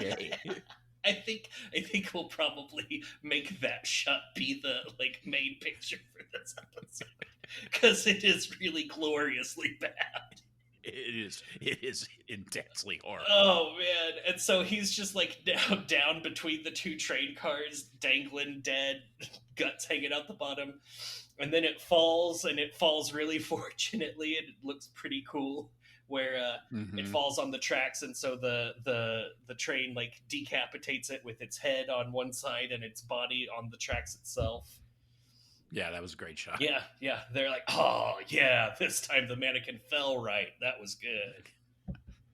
I think like the best parts of the movie were made by someone other than the director. Yes. Then back at Grand Yugoslavian Train Control Center, they have conversations. And then there's more train track construction or deconstruction scenes. We see the locals near the train tracks that people were working on eagerly awaiting a train, and they're even going as far as to hide behind a building to watch for the train to come. This exciting thing that they've been preparing for. Oh boy, that train's going to come through here and something exciting is going to happen that I guess people might have been talking about or something. Then the train comes through that horrible town and just keeps going and then leaves the town, and the locals have no discernible reaction to this. Never skips a beat. Nope. Never slows down one bit. Nothing. Just blasts right through. Yeah, a train does not stop in this town while people watch, and then it's over. All the scenes of these idiots dismantling the track, thinking that somehow the train, that the train would just run off the rails. This is their way of saving the terminal from having a runaway train hit, which makes no sense either. Yeah. But no, it just keeps on going. Yeah. We want you to stop this train by letting it probably obliterate your town if it actually falls on the train. I mean, you have to understand, though, Josh, they only had 10 hours to prepare for this train to hit the terminal. They had the entire Yugoslavian workforce there. All three of them with ice picks, trying to chip away at the track in Crotch Funk Station. It really is a horrible looking place. Then it's back at Grand Yugoslavian Train Control Center. They're looking at broken TVs and talking. Then somewhere else, 3 Yugoslavian gentlemen get in giant trucks and head out for some unknown purpose. Almost run people over. Very, very like yeah, like there's a lot of focus put on a bucket of paint they knock over for no reason. Yes. There's even a scene where, like, because they're all caravanning together, they're going somewhere. There's even a scene where, like, a car's trying to pass them, and one of them, like, moves over, like, nope, don't pass us. We're on a mission. Like, and then they're racing the train.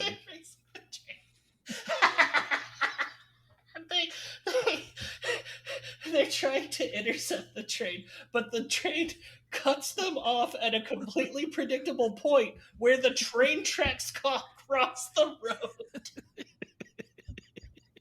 Like some sort of train crossing. And so then they have to figure out, how else are we going to catch up with this train?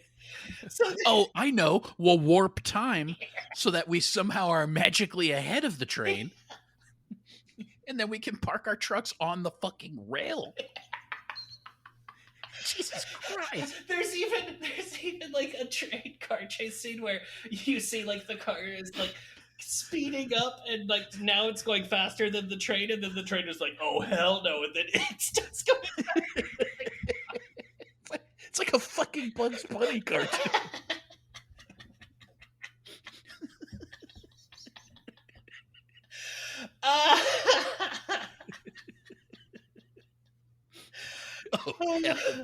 So all 3 trucks park next to each other on the train tracks. 2 of the drivers manage to get out of the truck. One of them just doesn't. And the train just explodes through them like it was no big deal because it's a train and they are just 3 trucks. Yeah, and guess what? Doesn't slow down at all. Doesn't slow down the train. They're just now 2 alive guys without trucks. So far, the people at the terminal have had some great ideas. Yeah. At this point on the train, people are getting out of the train. Sava's trying to affix the bomb to some part of the outside of the train for some reason, and the jock guy gets on an outward door that swings and just starts yahooing back and forth. Hey, Beverly! Yeah. And then he gets impaled on a crossing guard arm that shouldn't be so close to the train, but it just manages to spear him right through. Just runs him through as he is going yahoo. As he's rodeo riding the side of a fucking train. Yeah. It's how he learned to relax and love the train. How Angel, the fat fucking asshole, learned to relax and love. That's right. His name is Angel. I wasn't sure about that at the beginning because his teacher, he asked a question and she's like, "That's right, Angel," and I didn't know if that was his name or if she was just kind of creepy. She just calls people Angel. Yes, Angel. Everybody. Back at Grand Yugoslavian Train Control Center, we see on a screen that does work, there is a white line, and at either end of the white line is a red dot. And those 2 red dots seem to be approaching each other along the line, and it seems like they will probably both connect together right outside of the part of the screen that says Oofear. That's right. So that means that this train that has been on the tracks for a long time is still headed towards Oofear. Mm-hmm. Which means Where the fuck are we? How did it pulverize those children in the Oofear swamp? And now it's hurtling back towards Ufir. Yeah. It's basically traveled 30 hours. It's made the full rounds. It's like, wait, I want to kill one child in Fafnir and another child in Bolfir before heading back to Ufir to get down to boning. Hold up, y'all. Let's get back. I left a teen. I really would like to travel. The other train's conductor, we're now in a different train. He sees that train approaching in the distance, so he stops the train, and everyone gets off slowly and thoroughly, except for the conductor, who then gets back on the train and puts it in reverse and watches as the evil train hits him and explodes the entire train that he's on, and doesn't stop and just keeps on going. Oh wait, but before that, well, go ahead. Well, yeah, I was just gonna say, once again, total fail. Yeah, but before all of that, Sava has set her bomb on some kind of place on the outside of the train, hoping, I guess she's hoping to make the engine be broken. She's trying to derail it, maybe. I don't know what the hell the idea was. Yeah, so she sets the bomb, lights the bomb, but then we see that the door that she went out to get up there locked from the inside. So now she's outside the door, and she kind of like rolls her eyes and is like, ugh, and explodes with the bomb, which also does nothing to stop the train. Nothing to stop the train.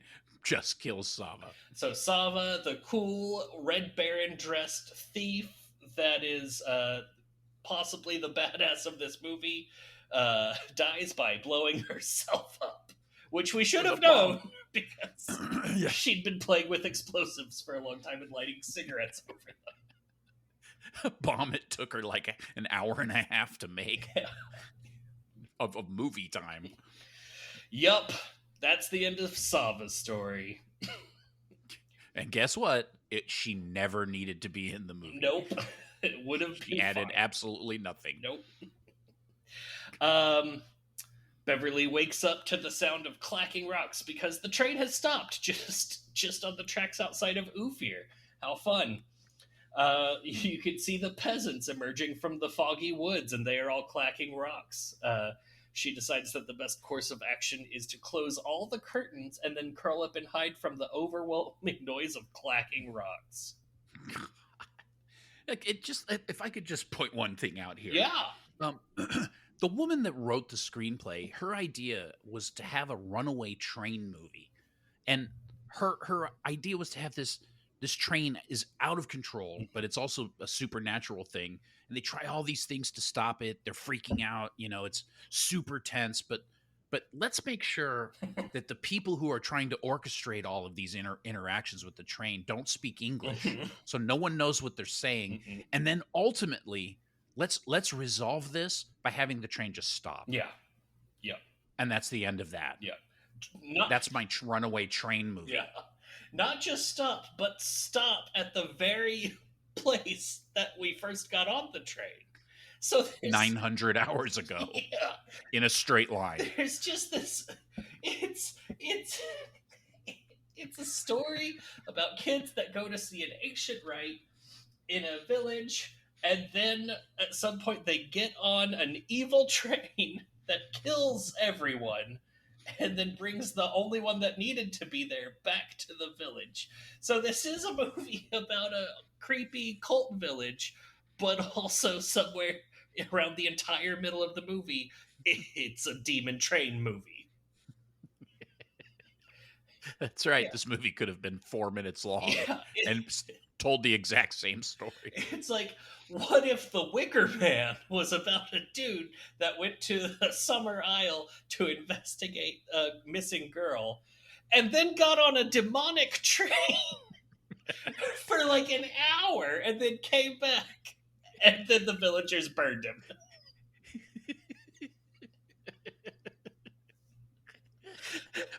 Horror movie classic? Yeah. I would watch that Nicolas Cage remake. Beyond The Wicker Man 3. in a heartbeat. Oh man. Movie idea. Then, as she's quivering in fear, there's the return of the uneven flute music, and we now see that the flute urchin is actually a greased up, shiny, sexy man. And we see Beverly looking at him, and then a fan blows her hair back, and they make eye contact for a long time. And he takes his dick out, and she's naked now, and the room fills with sex fog as he approaches her, and then they touch tips. Sex fuck. Then they do some sort of weird, like, fucking Conan handshake. Yeah. That's all you get. That's it. Man, is that good stuff. I just fucked a saint. Switch to Professor Andromelech, and he is in a horse-drawn carriage. A black horse-drawn carriage with a guy with a whip and 4 black horses, and the carriage has 4 live torches, one at each corner. And because apparently he's turned into Dracula. They are hurrying to the scene. So that is planes, trains, automobiles, various boats, and horse-drawn carriages. Yes! We did it! Nailed it! All the modes of transportation! Every means of conveyance has been achieved.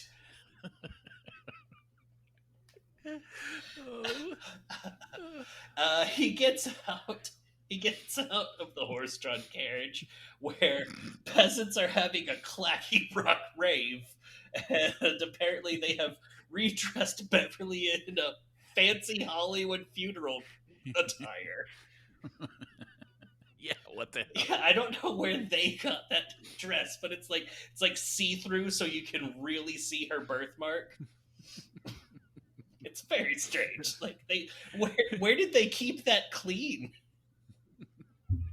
Well, yeah, it was really nice. What wicker box did they keep that in? There is one fine closet in Ophir. He horse-drawn carriages her away. You get a really good shot of how dirty carriage wheels get in mud. So just filthy. Flinging around, gross. Folding up along the side, gross. Just chunks. Then in the carriage, they have a whole conversation about how she's going to have a good time with the dude. Professor says, he will not be gentle. That is not his way. But your new life will be fantastic. And he says, tell me, are you happy? And she says, I can hardly wait. He tells her that everything will be hers forever, and that all of these things are going to change. And she's like, oh yeah, greed and envy will run rampant in the world? I thought you said everything would be different. That's commentary, folks. Oh, that's good stuff right there. Commentary from Beyond the Door 3. That's right. You can't cut that with a knife. Nope. Greed and envy will run rampant in the world. I thought you said everything would be different. Oh, zing. Dang. We're just exploiting the workforce of Civil War Yugoslavia. Let's make a point. This is the deepest point they can come up with while making a movie during a civil war. We just flew in to take advantage of this civil war y'all seem to be having. Don't mind us. They make their way to a very Charles Band-looking set where tea candles line the stairs, and there's a bed, and it's all in a courtyard or warehouse full of dead trees or something. Yeah, I don't know what the hell that was about. Yeah, but it looked like the bed looked like she was about to go up there and talk to a psychologist or something. It's very strange, but yeah, it is time for your therapy. It's kind of what happens, I guess. Yeah. But yeah, it looks like right out of a Full Moon movie, which I'm glad Charles Band didn't do this because it wouldn't have been as entertainingly bad. No. Just a different kind of bad. Yeah, bad nonetheless. Yeah. Oh, and we can see the smoking cube is back. There's a giant smoking cube. Wonder where the smoke comes from. Maybe that's where all the smoke is coming from. Maybe. They lift up her platform and carry her over to the smoking cube. She lays back on the bed while the camera focuses on the professor's cane and his various sex faces that he's making during all of this. You know, how much time could they have saved if they just had the fucking platform be right by the goddamn cube? Yeah, why did they? They're like, all right, and now this part, it's part of the ceremony. Load the palanquin, we'll carry her to the cube.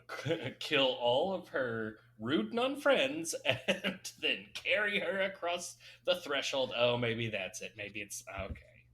No, it's still dumb. Yep. The smoking cube opens and a long fingernailed demon guy, I guess, emerges. Yeah, with big rubbery bouncy fingers. Yeah, real scary looking demon guy. I guess he's the predestined. And they keep him in a cool vape elevator cube. And as he emerges, Granny Vesna reappears to cop a nice little pre-game handful of that sweet, sweet virginity while everyone watches. She's the only person in Serbia who can identify a virgin. Yes. And even though she got a whole handful earlier, it's time for seconds. That's not good enough for Granny Vesna. So while she's just digging around under there, she apparently finds something is missing and begins to scream in Serbian. And finally, we get a subtitles because we see that in Serbian she had said, "She's not a virgin." That's the only subtitle. The only subtitle this whole goddamn movie is the one we could all have guessed. No shit. So that means that all along I thought, you know what, maybe it was just that they couldn't afford to do subtitles afterwards and they're like, you know what, fuck it, just release it. But no, this means that it was an actual creative choice to not do subtitles for the rest of the movie. They're like, no, we're only going to do subtitles here. Everyone else can go fuck themselves. Just gonna leave them in the dark. Fuck. Oh, fuck. This causes the music to intensify. Wind begins to blow. The demon makes angry faces, and Beverly kicks the shit out of Vesna. The demon explodes. And then everyone starts panicking and running away. And the professor keeps dramatically yelling, "No, no!" And it's like, I guess, going up to try to do something, but then he slowly melts down to just a bloody skull. And it's one of those multi-layer shots, like a little bit fucked up, then a little bit more fucked up, and it's real choppy and shitty looking. Yep, yeah. But it's like, well, if they had done that throughout the movie, I would have thought maybe it was a style thing. But then they only did it for that one death. I don't know. Maybe they thought it looked cool, but it didn't. Yeah. It was probably they had like one Professor Andromalic candle to play with, and they kept doing cuts thinking that they could do it better. But then afterwards they were like, oh, well, oops, I guess just stitch together the best parts of that. That's probably exactly what happened. Yeah. And so now Beverly is by herself. She is victoriously unvirgin, and an entire millennia-old situation is fucked. Because she had sex. These airtight plans somehow were foiled. Oh no. So now we're back at an airport all of a sudden, and a man tells her that she looks so different from 3 months ago when her original passport photo was taken. Then someone, as she's leaving, someone comes up and says, this book was left for you by a man. There he is. And so we see it's her ancestral book, and we see in the window is her flute urchin sex boy. Tonto is waving at her. Yeah. So she sees her fuck urchin, he disappears, and then she's like, "Oh, that's nice," and she gets on the plane. Also, she didn't look any fucking different. All she did was floof her hair a little bit and put some lipstick on. Yeah. I think she might have gotten a tan from that golden Serbian sun. Come to beautiful She got a smoke Serbia. tan. Come to Serbia, get smoke tan. She opens up the book and she sees a picture of her sex boy with a caption that's I wrote down the whole fucking caption. Oh, and by the way, Yes. in English. In English, you're not wrong. This ancient gilded tome written in English. Yep, yeah. Her Serbian family's ancestral book thing in English, kind of. The caption is Marius, a monk of the 11th century, condemned to death, burned at the stake for demonic practices, rehabilitated in 1625 after being recognized as one of the greatest defenders of the church in the battle against the evil one, ordained a saint in the same year. Jesus Christ! So, it sounds like a placard in a museum. Yeah. But it's a page in an ancient tome. Yeah, or like it sounds like the dedication to a billionaire in the building of a college named after him. So in summation, she fucked a saint. She fucked an ancient saint to defeat evil. And he showed up as a flute player on that train that Bosco has been enjoying the company of for a long time. Yeah, I'll bet he's been enjoying his company. Oh! He has no tongue. You know what that means. Hey, Bosco, I'll play your flute. Best company, he tells no lies. That's great. And then we see the plane is having some turbulence in a very realistic looking outside of the plane shot. Oh, so real. And just to make sure to hammer that home, they have a stewardess pretend like she's stumbling to her seat. Yeah. Oh yeah, because the like put on your seatbelt sign comes on, and it just takes a very long time. Then we see a long fingernail demon hand break through the glass of Beverly's window seat window and tries to grab her and like pull her out the window, but then it's fine because that was just a dream, Good. Yeah, just a Twilight Zone sketch dream. Yep. And Terror at 30,000 feet or whatever it's called. Mm-hmm. Yep. And then the plane lady is there, whatever they're called. I don't know. Hostess? Sure. Okay. Can I get you something? Flight attendant. Flight attendant. Thank you. Care for bagel? Yeah. Can I get you something? She says, I want to go home. And then we hear more uneven flute music. Fuck. Yeah, like suddenly she's all stressed out again for no reason.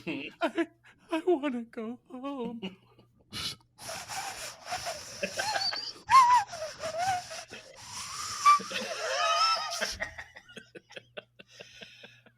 Movie over.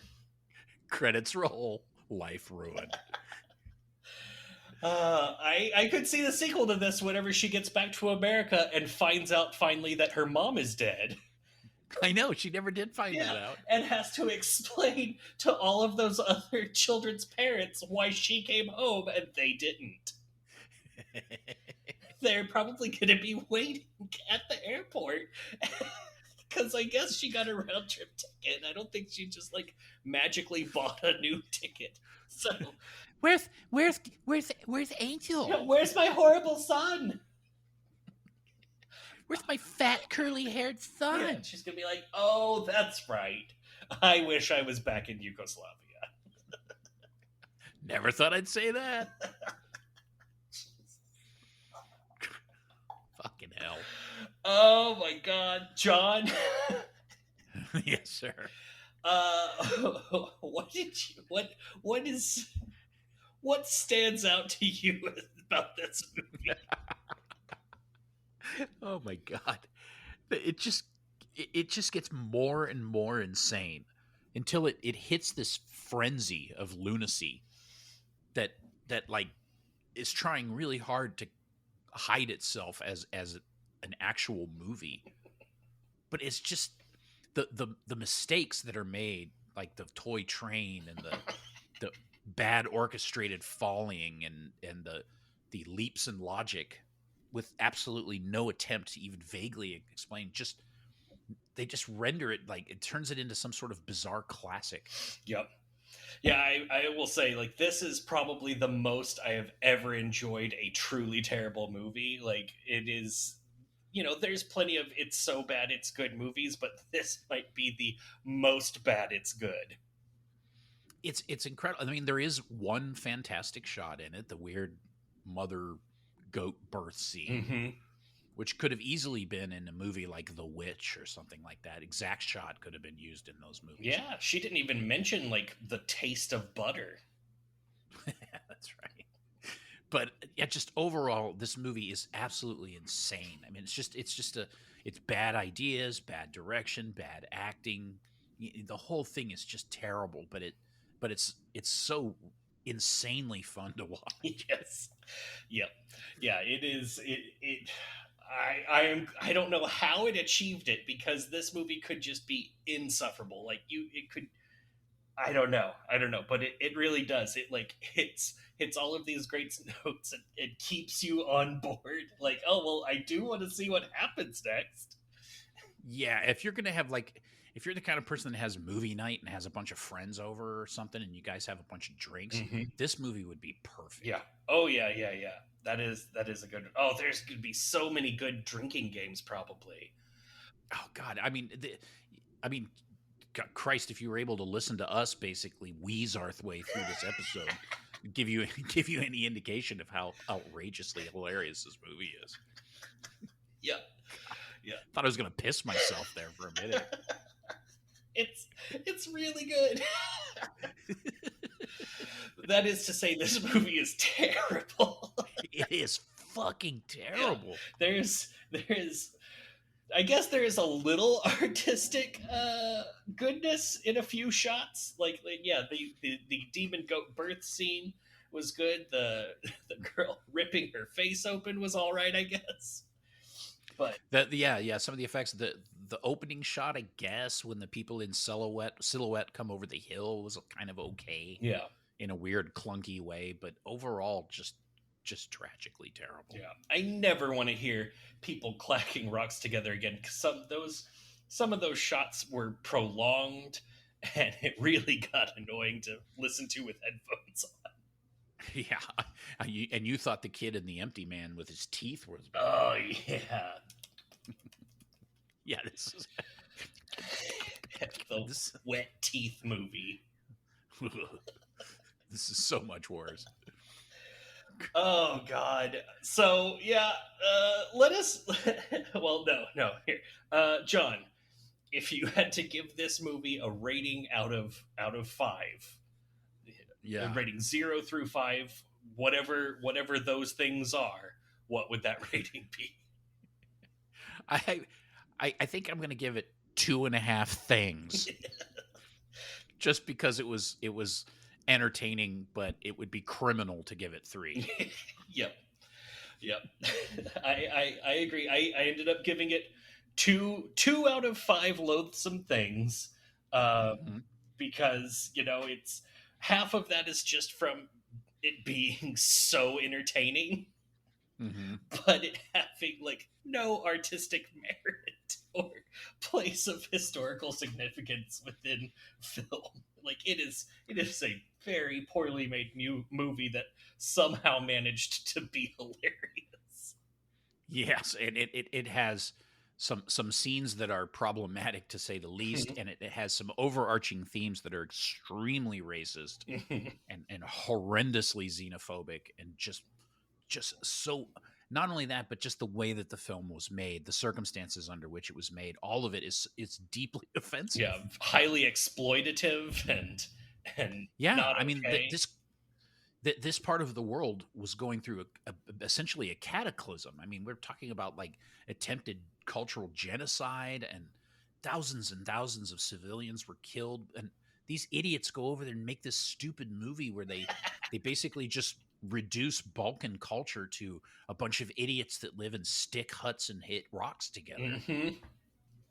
It's like, if you really think about it, it's like, Jesus Christ, what did anyone have any fucking sense to say, it's not a good idea, guys? I mean, it was the 80s. There wasn't a whole lot of that going around. No, that's true. Yeah, but having said all that, it is gloriously entertaining. Yep. Yep.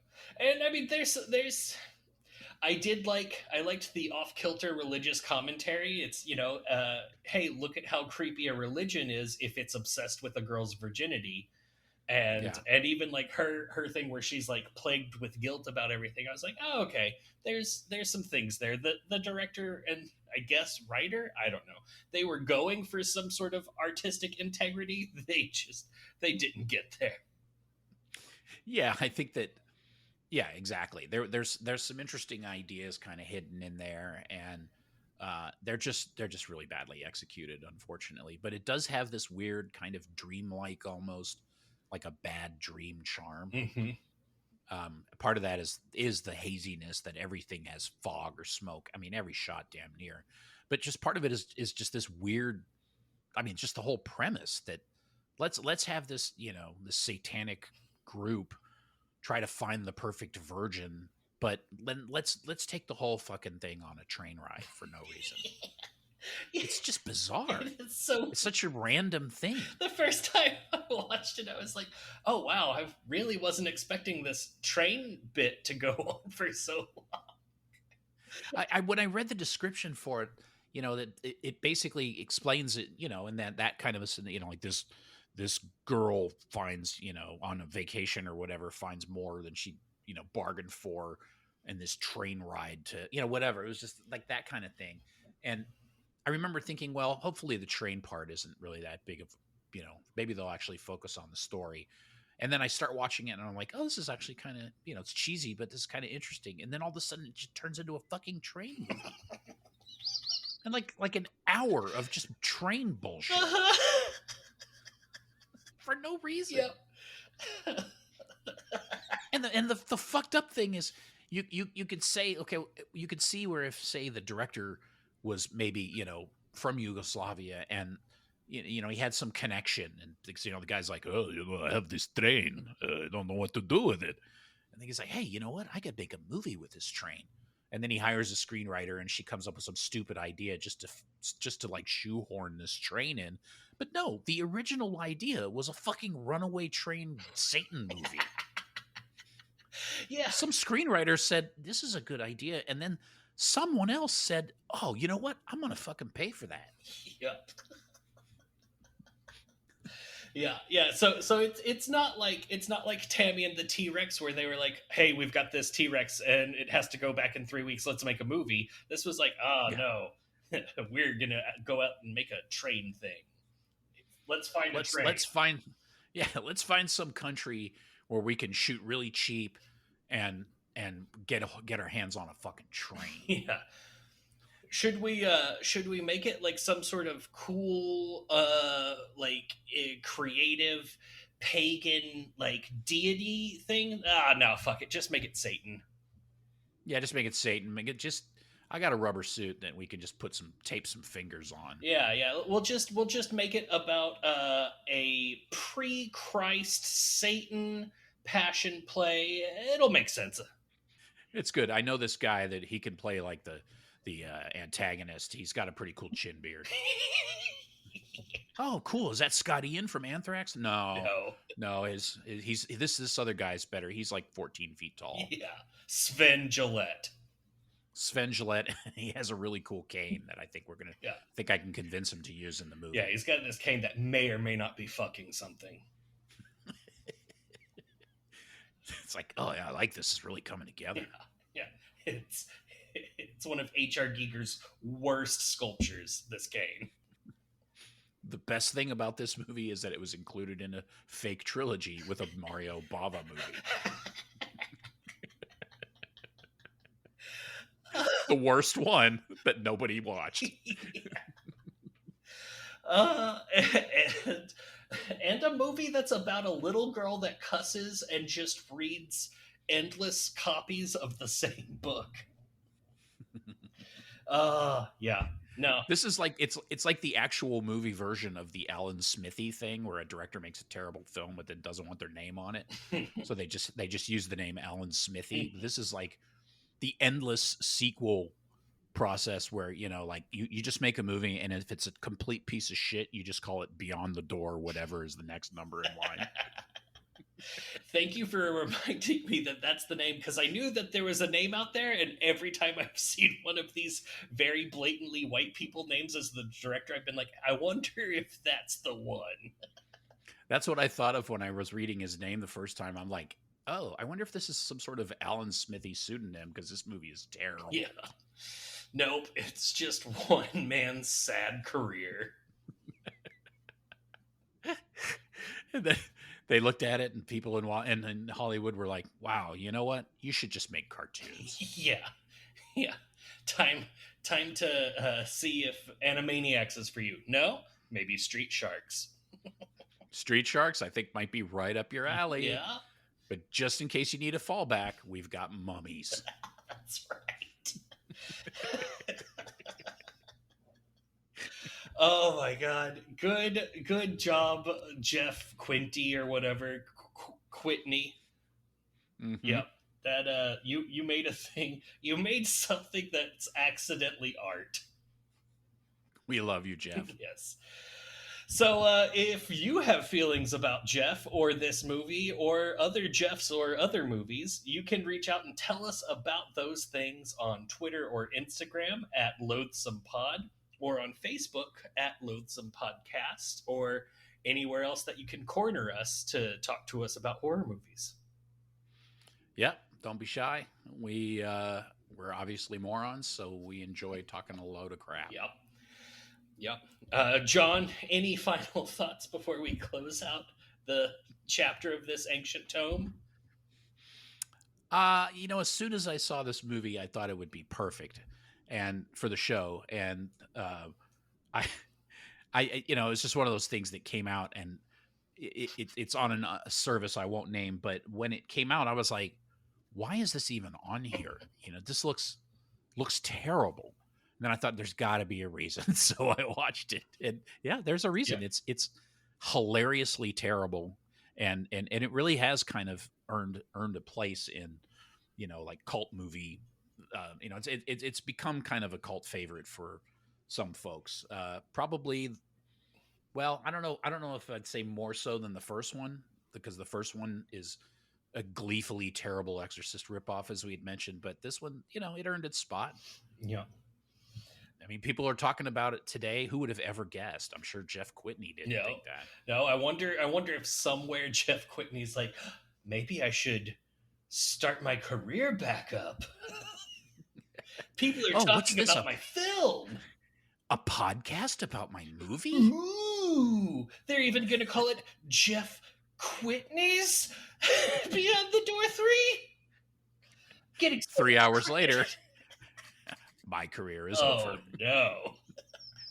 They hated it. It's just a whole podcast where they want more Street Sharks.